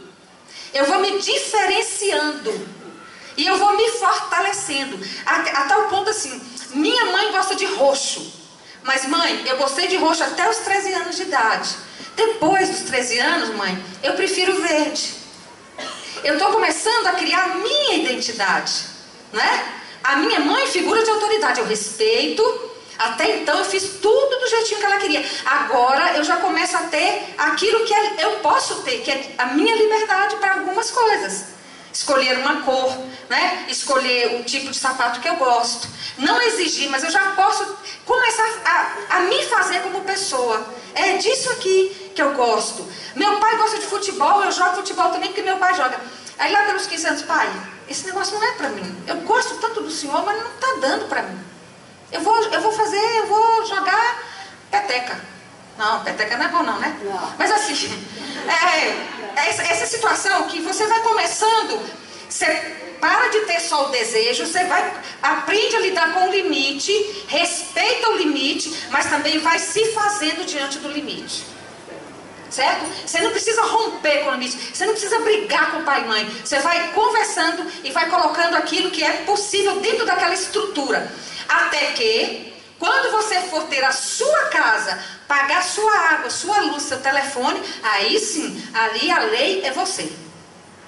Mas até não, a autoridade dentro de casa é aquela que a gente vai seguir. E eu vou formando o meu eu, lidando com aquela autoridade, e eu vou dialogando. Eu não posso ser toda a minha plenitude, mas eu já vou me fazendo. Eu vou sendo fortalecida na minha estrutura, né? Bom, então quem é muito sensível, presta atenção, está precisando crescer um pouquinho. Pouquinho não, pocão. Está precisando crescer, tratar isso e conversar com alguém sobre isso. Não pense assim, eu nasci assim e vou morrer assim. Não existe isso. Não existe. Eu fui criada, como eu disse para vocês, eu não gostava de visita. Hoje eu amo visita. Eu saio e deixo minha casa com os outros. Deixo a chave, fica à vontade, toma conta. Não tem problema nenhum. Não é meu mesmo, né? Mas isso eu tive que aprender. Então a gente aprende, a gente muda. A gente muda. Pode ter certeza, gente, a gente muda sim. A outra questão aqui para você. Você é uma pessoa que sempre quer ter razão? Aquela pessoa que discute, e em casa discute, e não para enquanto todo mundo lhe dá razão, ou quando todo mundo sai da sala para parar a discussão. Esse é outro tipo de doença que a gente tem. Isso é sinal de que a nossa alma está doente. Por quê? Para eu ter sempre necessidade de ganhar, é sinal de que eu preciso ganhar para não me sentir menor. É sinal que eu sou uma pessoa insegura, e se eu perco uma discussão, eu não sou ninguém. Então eu vou lutar até eu vencer a discussão. E é isso que causa tantos desentendimentos no país, como está causando agora na época das eleições, gente. Tem uma pessoa que ela quer votar. Aí a outra não vota naquela pessoa. Nossa mãe, ela esculhamba a pessoa. Porque é burro, porque você é isso. Porque... Gente, isso é sinal de que a pessoa, ela é insegura. Porque quando eu tenho segurança, você pode pensar diferente, eu te respeito, você me respeita. E a gente pode viver junto, andar junto, caminhar junto, tudo. Respeitando as diferenças que a gente tem. Não é isso? Isso é cristianismo. Então quando você tem aquela discussão, chega no restaurante e discute com todo mundo, é pura insegurança. Você quer se fortalecer. E se fortalecer se impondo sobre as pessoas. Mas na verdade você é uma pessoa frágil. Porque a pessoa que sabe o que é, se lembra de Jesus? Pôncio Pilatos falou para Jesus assim: você é Jesus, o rei dos judeus? O que ele disse? Tu dizes. Ele sabia que era ele. Mas se Pilatos estava julgando a ele, Pilatos já sabia que estava julgando. Então assim, Jesus, você está dizendo. Não vou brigar por causa disso. Eu sei quem sou eu. Vocês nunca vão ver Jesus brigando, gente. Ninguém vai ver Jesus discutindo com ninguém. Judas traiu Jesus, não foi? Se fosse com a gente, Judas junto com a gente assim, e aí Jesus dando a ceia, Judas aqui do lado. Se fosse comigo e com você, o que a gente faria? Ah, gente, fala sério. Você não é crente não, safado. Você sai daqui pra fora. Você é isso e você é aquilo. E você vendeu Jesus por 30 reais. Mata o Judas, mata o Judas. Isso é sinal da minha insegurança. Jesus tinha tanta convicção que ele era Deus, que ele ia morrer, mas ia ressuscitar, que Judas entregando ou não, ele sabia, está tudo certo. Judas não está me tirando nada. Eu sei quem eu sou. Eu vou ressuscitar, vou estar lá no terceiro dia. Então quando a gente sabe quem é, não precisa discutir. Não precisa. Quando surge uma discussão desse tipo, eu no Facebook optei por isso. Eu não respondo ninguém. Porque quem está irado ali não está querendo conversar. Está irado. E eu vou conversar com a pessoa irada, não, tem que acalmar. Como eu não posso conversar com ela assim para ela se acalmar e a gente não responde nada, falo nada, né? Porque eu sei o que eu estou pensando. Está tranquilo para mim. E também se ela fala que eu sou isso aqui, também não liga, eu sei quem eu sou. Está tranquilo. Então assim, quando você vê uma discussão para aquele negócio, você tem 3 opções. Ou você vai discutir, tentar discutir até não poder mais, ou você vai se ocultar, como Jesus às vezes se ocultava, saía do meio da multidão, né? Ou você então vai sair mesmo daquele local, porque discussão, esse tipo de coisa não leva ninguém a nada. Então se você é esse tipo de pessoa que tem que ter razão, se botarem a toalha da mesa do altar da igreja azul, e você queria rosa, e você falou para o pastor que era para botar rosa, falou com a pastora Andréa, bota rosa, e alguém botou a branca, você entra na igreja e sai dela, no mesmo pé. Isso é sinal de imaturidade. Isso é sinal de que, se não fazem o que eu quero, não me amam. Se não fazem o que eu quero, não me respeitam. Se não fazem o que eu quero, não me consideram. Isso é autoestima baixa. Precisa tratar essa autoestima. Precisa tratar. É um sinal. Um outro sinal aqui de enfermidade também, sabe a pessoa que sempre fala mal da outra pessoa? Fulano tá bonita. Ô, menina, você tá tão bonita agora escolar aí, né? Sabe aquela pessoa assim, sempre tem uma palavrinha pra... Não, o casamento da sua filha foi lindo. Mas puxa vida, né? Tem tanta gente mal vestida, né? Quer dizer, sempre tem que... Isso também é sinal de autoestima baixa. Isso é sinal... Como ela se sente inferior, essa pessoa tem que mostrar o seu lado negativo para ela se sentir bem. Quando ela te humilha, ela se reforça. Quando ela humilha você, ela se reforça. Isso é doença. Precisa ser tratada. Ela não se ama de verdade, ela não sabe quem é ela de verdade. Então ela tem que vencer desse jeito. Ela humilha você, aí ela cresce. Você não perca tempo também discutindo com essas pessoas não, gente, porque não vale a pena. Ela precisa se tratar. E um outro sintoma, você é uma pessoa que perdoa com facilidade?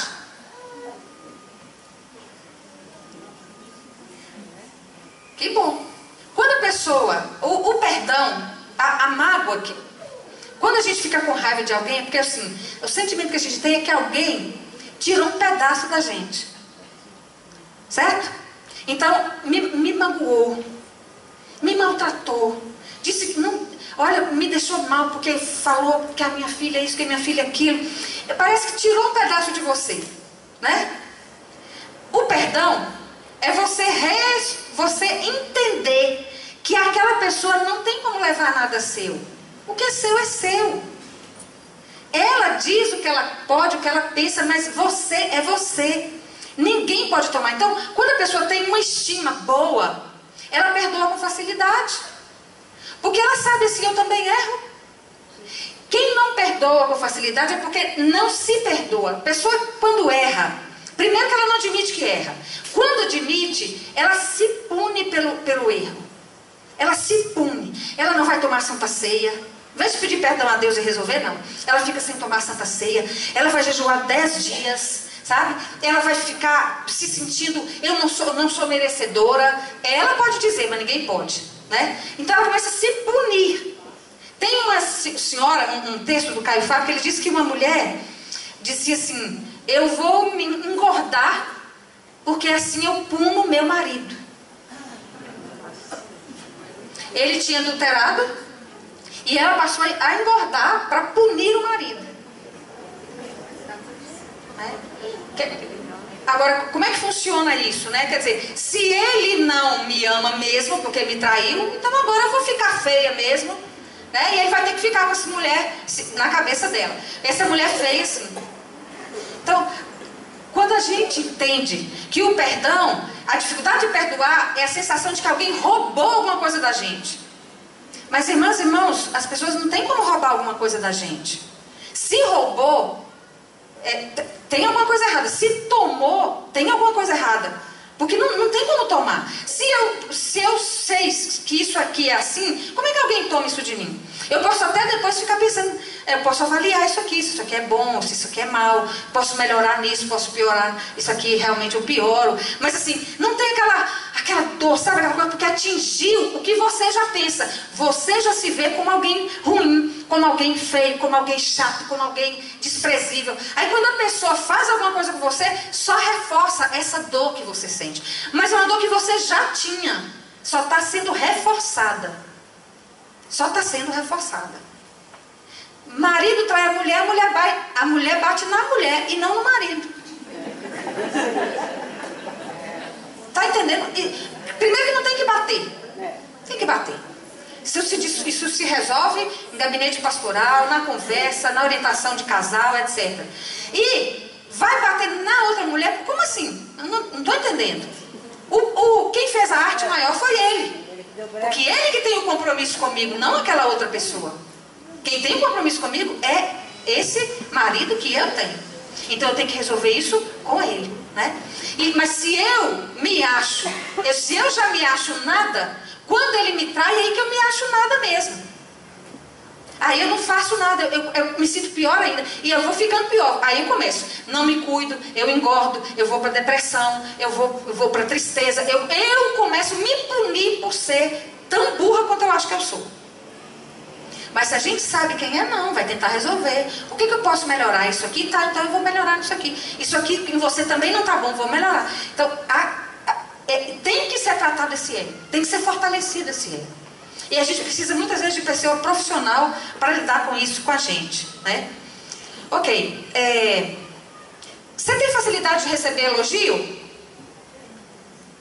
Quem tem? Quem falou? Eu tenho. Tudo bem. Muito bem. Mas alguém tem facilidade de receber elogio? Quem não tem facilidade de receber elogio?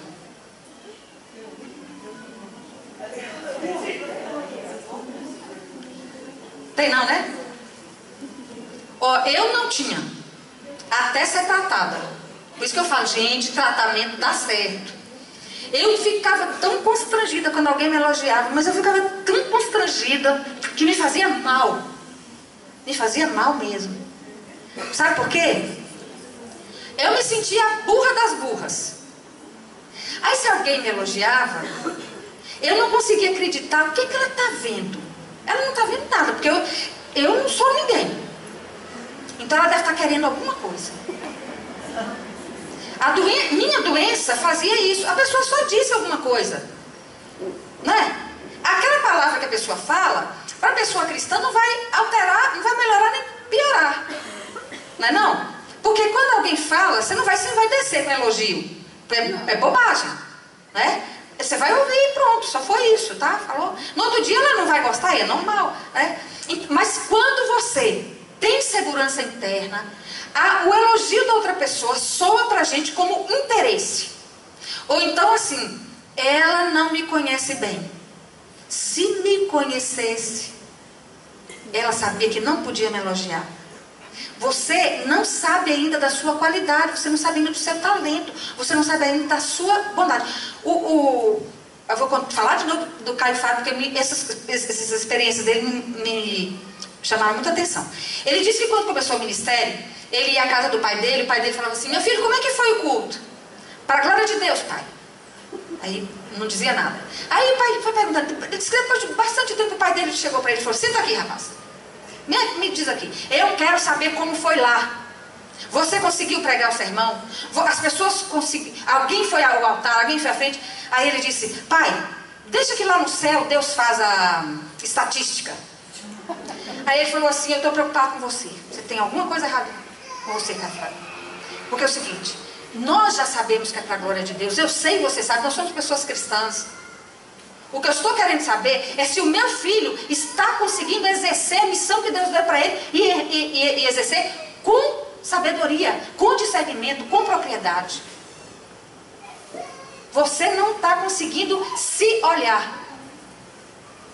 E aí ele disse que depois desse dia ele começou a entender o elogio de outra forma. Assim, não é alguma coisa para eu me ensoberbecer, mas se alguém gostou, né? Se alguém, eu, por exemplo, eu gosto de elogiar as pessoas. Nossa, que coisa linda, isso aqui é lindo. Mas a gente faz com tanta boa vontade. Não é porque depois desse elogio você vai mudar, você vai ficar orgulhosa, nem nada disso. Mas é um carinho, é uma forma de carinho, né? De dizer, puxa vida, que você foi bem, olha que bom, me fez bem, né? Mas isso não vai mudar meu ego. Não vai mudar. Ou se muda, gente, é porque tem uma coisa doente aí também. Mas quando você está bem, não altera. E aí, você tem que pensar nisso. Se você não tem facilidade de receber elogio, se quando você recebe elogio você fica desconfiado, é porque você não sabe quem é você. Você ainda tem dificuldade com isso. Muito obrigada. Já entendi? Obrigada. Ok. Bom, o que causa essa autoestima baixa? A rejeição no ventre é uma das causas. Quando eu trabalhava com obstetrícia, eu fiz parto de mães que tinham os filhos e aquela alegria, aquela alegria, né, com a criança. Mas eu já vi mãe, quando nasceu o neném, que eu fui mostrar para ela disse assim: não quero ver essa desgraça, não pedi para esse nascer. Eu ouvi isso. A gestação dessa mãe, como é que foi? Certamente que teve muita coisa aí nessa gestação, não é? Que muita coisa essa criança vai sentindo. Ela foi sentindo, porque sente. Olha, se você, quando a gente está triste, o corpo adoece também. Se a gente não gosta de uma criança dentro da gente, essa criança está dentro, ela não vai sentir? Sente. A rejeição no ventre é uma das causas até relativamente comuns da criança ter uma autoestima baixa. Uma outra causa é a grosseria, a forma como a pessoa é educada, a forma como ela é criada, né? Tem pai e mãe que dão tudo que a pessoa precisa, sem exagero. A comida, a roupa, tudo certinho, mas não dá afeto. Sabe afeto? Pôr no colo, beijar, toque, exatamente, né? Olhar no olho e falar: mas que beleza que você fez. Olha, sua nota foi ótima, que bom, parabéns. Vamos tomar um sorvete para celebrar isso, qualquer coisa assim. Esse afeto que faz bem pra gente. Quando a gente é criança, a gente precisa disso. Depois da gente ser adulto ou adulta, se vier bem, se não vier, a gente sobrevive. Mas a criança precisa. Ela tem necessidade disso. Por quê? Porque é assim que ela vai se formando e se vendo como alguém que tem valor. É assim que ela sente que tem valor. Uma outra situação é a comparação. Pai e mãe que compara filho e filho. Pai e mãe que eu estou dizendo aqui, gente, pode ser a avó que cuida, criança adotiva, várias situações, né? Tia que cuida, etc. A pessoa que cria a criança. A comparação. Tem uma criança que é alegre, conversada, bonita, e a outra criança já nasceu mais mirradinha. É muito caladinha, o cabelo não é bonito, é ralinho. Aí chega, visita na sua casa e fala assim: Nossa, que menino lindo! Depois olha para o outro, não diz nada. Ah, você também, meu filho. Ai, como é que você... Gente, nós somos pessoas adultas, né? A gente tem que ter essa sensibilidade. Criança sente. Então eu chego numa casa, é até melhor eu falar primeiro com a criança mais feinha, porque ela já está sendo comparada, ó, há muito tempo. Há muito tempo. Então é melhor eu ir para aquela lá, valorizar aquela criança, porque ela vai precisar mais de mim do que essa outra que já tem alguma coisa de vantagem. É claro, quando a pessoa é bonita, ela já tem muita vantagem à frente. Não é não? Fala sério, é assim, né? Quando ela é bonita e inteligente, aí que tem mais vantagem também. E a gente que é mais feia, e que nos nossos padrões, é a pessoa mais feia, e que não tem tanta inteligência, você tem que fazer um esforço para chegar lá. Mas a gente chega, não é não? Então, já tem essas situações. E se a gente compara, uma filha quer ser médica. Ai, que bicho, minha filha quer ser médica. A outra filha quer ser, vamos supor aí, quer ser cantora. Não, vamos botar outra coisa, pianista. Ah, meu Deus, criar essa menina a vida inteira para tocar piano. O que você vai fazer com esse piano, minha filha? Onde é que você vai levar esse piano? Presta atenção na sua vida. Você vai ficar pobre igual a sua mãe. Presta atenção, minha filha. Nós vamos também fazendo esse tipo de comparação. Essa escolheu bem, porque quer ser médica. Essa aqui não sabe escolher, não, quer ser dentista, quer ser pianista. E, gente, Deus nos criou com todos os dons e talentos. E a gente diz que crê em Deus, mas na hora de vivenciar isso, a gente faz diferença. A gente faz diferença. Então, isso causa na criança complexos também. E uma estima baixa. E que depois vai ter que ser trabalhada. E muito. E aquilo que eu falei da não validação. Sem contar a aparência, né, gente? Uma criança obesa e outra não. Ah, isso aqui parece um... Ó, menino. Ó, menina, você parece um balofo, né? A gente se dirige àquela criança assim de uma maneira que não é humana, que é nosso complexo que a gente joga para a criança. Nós é que temos vergonha daquela criança e não ela. Então, se a gente criá-la, ela sabendo que ela é assim, mas ela é amada, ela vai bem. Ela vai bem, né? Doenças também. Uma criança, por exemplo, uma criança que nasce, você tem uma filha que nasce, vamos pensar aí numa doença, uma coisa assim, sim, vamos supor, uma coisa bem básica. Ela nasce com aquele melasma, um nervos plano. Esse aqui meu, né, esse nervozinho, esse aqui não é plano, né? Mas aquele que faz aquela mancha aqui, certo? Não, a vitiligo é a mancha branca, né? Não aquela mancha vermelha, parece uma mancha de sangue assim, né? É aquele, ele espalha assim pelo rosto. Eu já conheci pessoas assim, às vezes na testa, né? Às vezes é hemangioma plano. É hemangioma plano, isso mesmo. Tô ruim, né? É hemangioma plano. E eu tinha uma colega de medicina que tinha hemangioma plano. Para ela era uma luta ter aquele hemangioma. Todo mundo que olhava para ela achava que olhava por causa do hemangioma. Ela não conseguia se ver além do hemangioma. Quando na verdade ela era muito mais do que isso. Então, quando a gente tem criança que tem alguma patologia, criança autista, por exemplo, né, tem crianças autistas também. Eu tenho uma amiga que ela tem 4 filhos, 2 rapazes e 2 moças. Os 2 rapazes são médicos e a outra filha é dentista. E a caçula, ela é autista, ela tem TDA. Transtorno, como é que é aí, doutora, me ajuda aí? De atenção, isso. Déficit de atenção. Ela tem déficit de atenção, a menina. A menina fez vestibular 5 anos e não passava. E ela disse, mas eu não entendo, Marisa, eu ia para lá, estudava com ela sabia, daqui a meia hora ela não sabia mais. Até que um oftalmologista, olha bem, ela foi fazer um exame de vista, o oftalmologista falou com a menina, olha, eu acho que você tem distúrbio de atenção. Procura tal médico assim, assim. A menina foi, procurou um médico, começou o tratamento, hoje está fazendo odontologia. Certo? Então, a gente tem que ter, tem coisa que a gente sabe, gente, tem coisa que a gente não sabe. Vocês já viram declaração de advogado? Em televisão, qualquer outro lugar? Eu não entendo nada daquilo. Tem no expositor cristão, quando tem aquelas situações, né? Eles põem o resultado, né? Tudo naquela linguagem. E eu não entendo nada. Aí eu fico pensando assim, já pensou se eu fosse pregar, eu, Aldi, as outras pastoras aqui, né? Fôssemos pregar falando grego?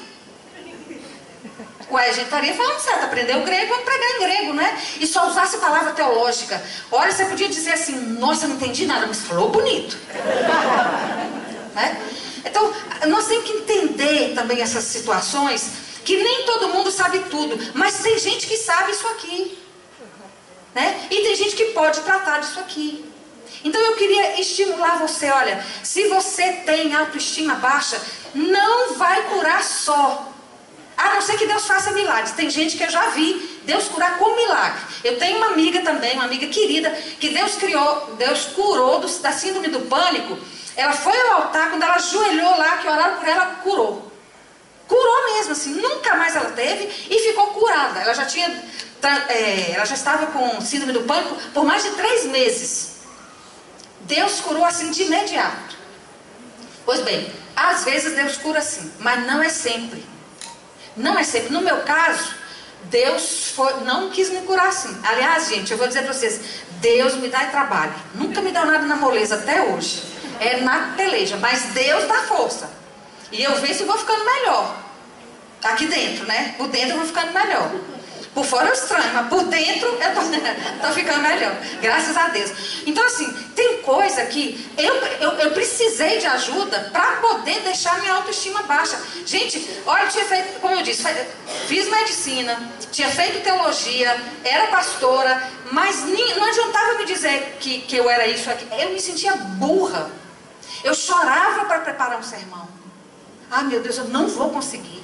Eu não vou conseguir. E isso por muitos anos, ó. Até depois que a minha filha nasceu, foi que eu me dei conta de algumas situações e fui procurar ajuda. Eu já tinha orado de tudo que era jeito, eu já tinha lido esses livros de cura interior, eu tinha lido assim, nossa vida, não podia ver um que eu lia, na expectativa de Deus me curar. Mas não foi assim que Deus me curou. Deus usou profissional para me cuidar, para me curar, e pessoas da igreja para orarem comigo. Foi o jeito que Deus usou para me curar. Então, se você é desse grupo que Deus não quis curar logo, presta atenção, vamos procurar ajuda. Não vai curar sozinho. E isso é normal? Também não é não. Complexo não é uma coisa boa. Deus não nos criou para isso. É uma doença da alma. A insegurança é alguma coisa... Não é normal. Deus quer curar isso da vida da gente. Depressão é uma coisa que Deus quer para a gente, não quer, permite, mas Ele nos ajuda a tratar. Então a gente tem que procurar. A gente tem que procurar ajuda. Né? E o estímulo que eu quero deixar aqui para vocês é isso. Eu acredito, estou convicta que Deus prepara pessoas para nos ajudar. Mas sozinha a gente não cura. Por anos e anos eu escondi tudo isso, ninguém sabia. Ninguém sabia que eu era assim. Eu ia para o púlpito pregar para o pessoal. Nossa, pastora, que bênção. A nossa pastora é uma bênção. A pastora é uma bênção. E eu cá comigo, né? Eu falava aquilo assim, não sabe quem sou eu. Se ela soubesse quem sou eu não estava dizendo isso, né? Bom, e foi por anos assim, ninguém sabia. Mas eu me sentia, sabe aquele mal que você fica assim, que coisa, que eu sou muito burra. Por que esse povo, ou esse povo está muito ruim de pastora, né? Para achar que eu sou boa. Até que eu fui buscar ajuda, porque eu não dava conta mais. O sofrimento que eu vivia com aquilo. Vai preparar um sermão, chora. Vai preparar uma palestra, chora. Oxe, quem dá conta disso, gente? É um sofrimento, uma angústia muito grande.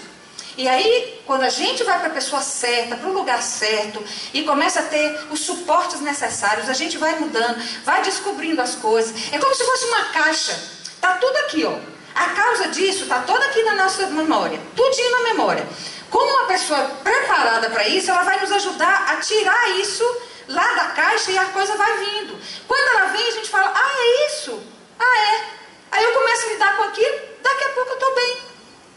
Eu tinha pânico de lugar escuro. Eu acordava gritando no lugar escuro. Quando apaga tudo, fica tudo escuro. Fazendo terapia, eu descobri que tinha vivido uma situação que eu não me lembrava. Me lembrei na sessão de terapia. Eu não me lembrava. conscientemente, né, mas estava no meu inconsciente, uma situação em que eu fiquei num quarto escuro e passei muito medo num quarto escuro.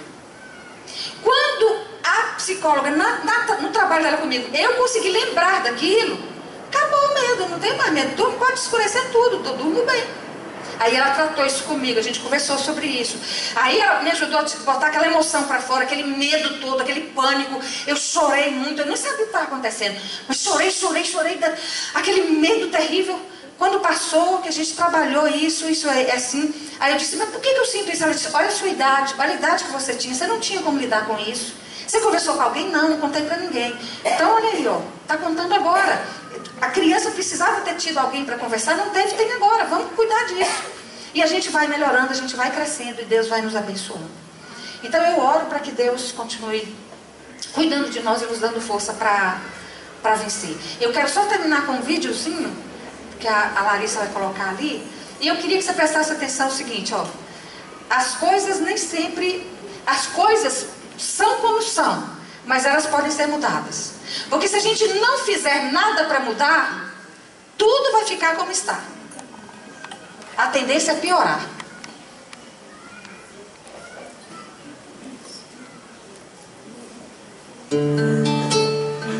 Foi produzido por um pessoal lá do Ceará, esse vídeo.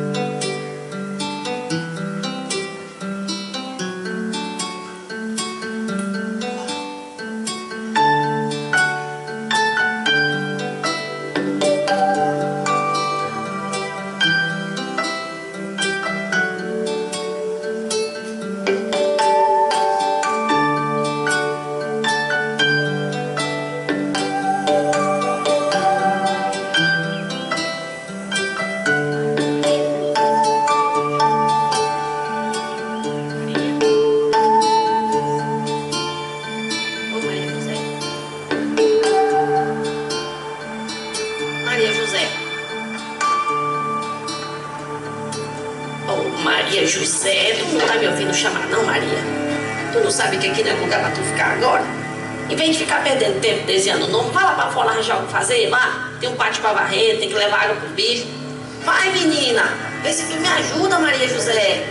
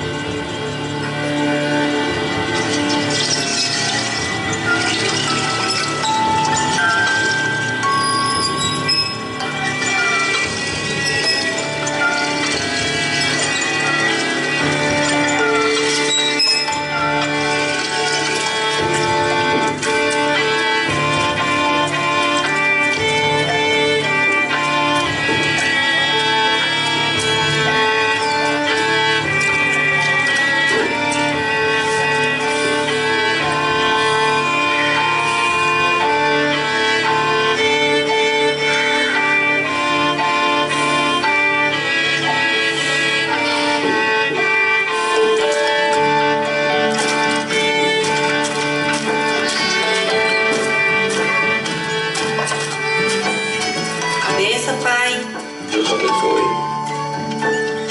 Tudo bom, Maria? Tudo bom, Antônio. Vem aqui, deixa que eu levo. Não precisa não, Antônio.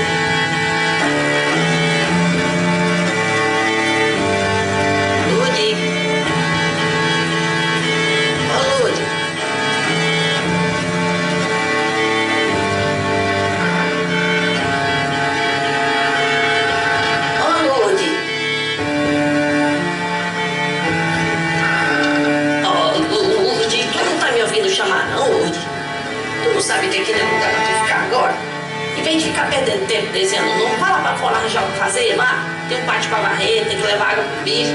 Vai, menina, vê se tu me ajuda, Lourdes. Fica aí fazendo nada. Desenhando o nome.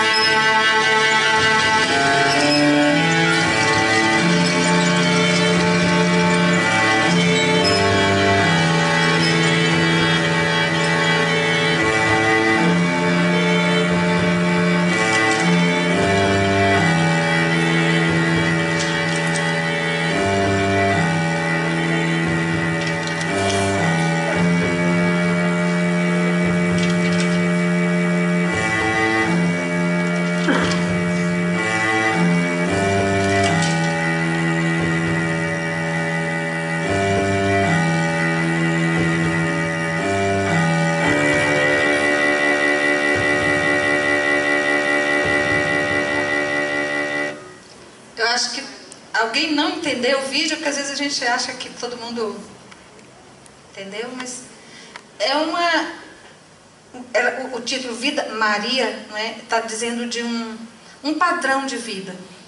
Então, uma mãe que, quando criança, ela escrevia o nome e a mãe dela briga com ela. Você está escrevendo o seu nome. Ela cresce e faz a mesma coisa com a filha dela, né? E a mesma vida se repete. A mesma vida se repete. Evidentemente que nessa situação específica do sertão, a vida se repete muito por falta de oportunidade, por falta de possibilidade de melhora.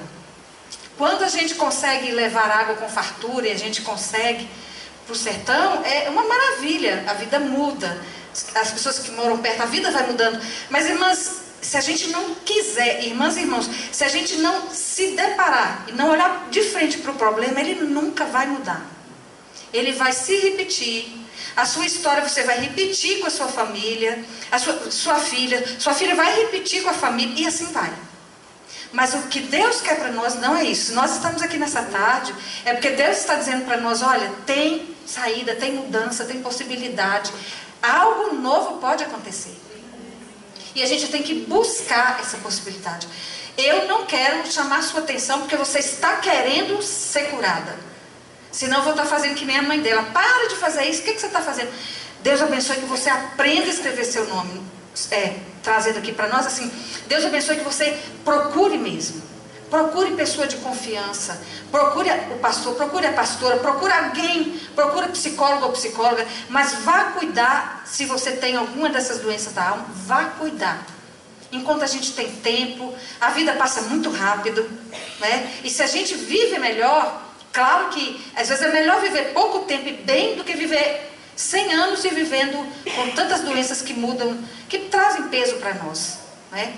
Amanhã a gente vai falar mais especificamente das doenças mais psiquiátricas, que são a depressão, ansiedade e depressão, ansiedade, toque, essas doenças assim mais comuns que a gente ouve falar hoje.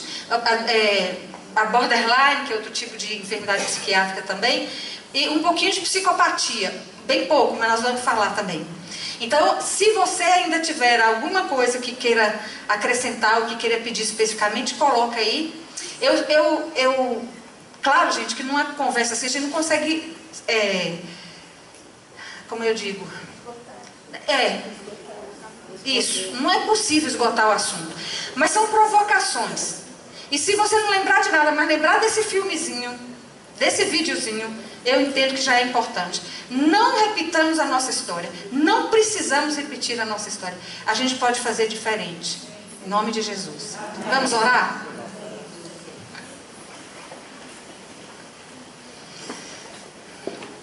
Senhor Deus, o Senhor nos ama, seu amor é perfeito. Mas nós recebemos, Pai, cuidados de pessoas humanas. Pessoas, pai, mãe ou mãe adotiva, pai adotivo. Pessoas, ó Deus, até em orfanato que são criadas. Pai, o Senhor, nós vivemos o amor, não exatamente aquele que o Senhor tem por nós. Pai, em nome de Jesus, ajuda-nos. Ajuda-nos, Senhor Deus, a entender que a nossa alma pode ser curada, Pai. Que o Senhor deseja curar a nossa alma. Ajuda-nos a entender, Senhor Deus, que como vamos ao médico ou à médica para tratar do corpo, e como vamos à igreja para cuidar da nossa alma, lemos a Bíblia, oramos, Senhor. Ajuda-nos também a entender que nós precisamos de ajuda para cuidar da nossa alma, Pai. Em nome de Jesus. Ajuda-nos, Senhor Deus, a buscar a ajuda certa. Ajuda-nos, ó Pai, a não desistir, Senhor. Pai Santo, em nome de Jesus, tira de nós toda vergonha por nossas fragilidades, ó Pai. Que a fragilidade não seja maior do que o nosso desejo de ter uma vida nova para a glória do Senhor, ó Deus. Pai Santo, conduze-nos a pessoas que sejam boas para nos ajudarem, Pai. Abre as portas para nós, nós queremos muito, Senhor. Ajuda-nos a ser ajudadas, ó Pai, a ser ajudados, em nome de Jesus. Essa é a nossa oração nesse dia, para a glória do nome do Senhor.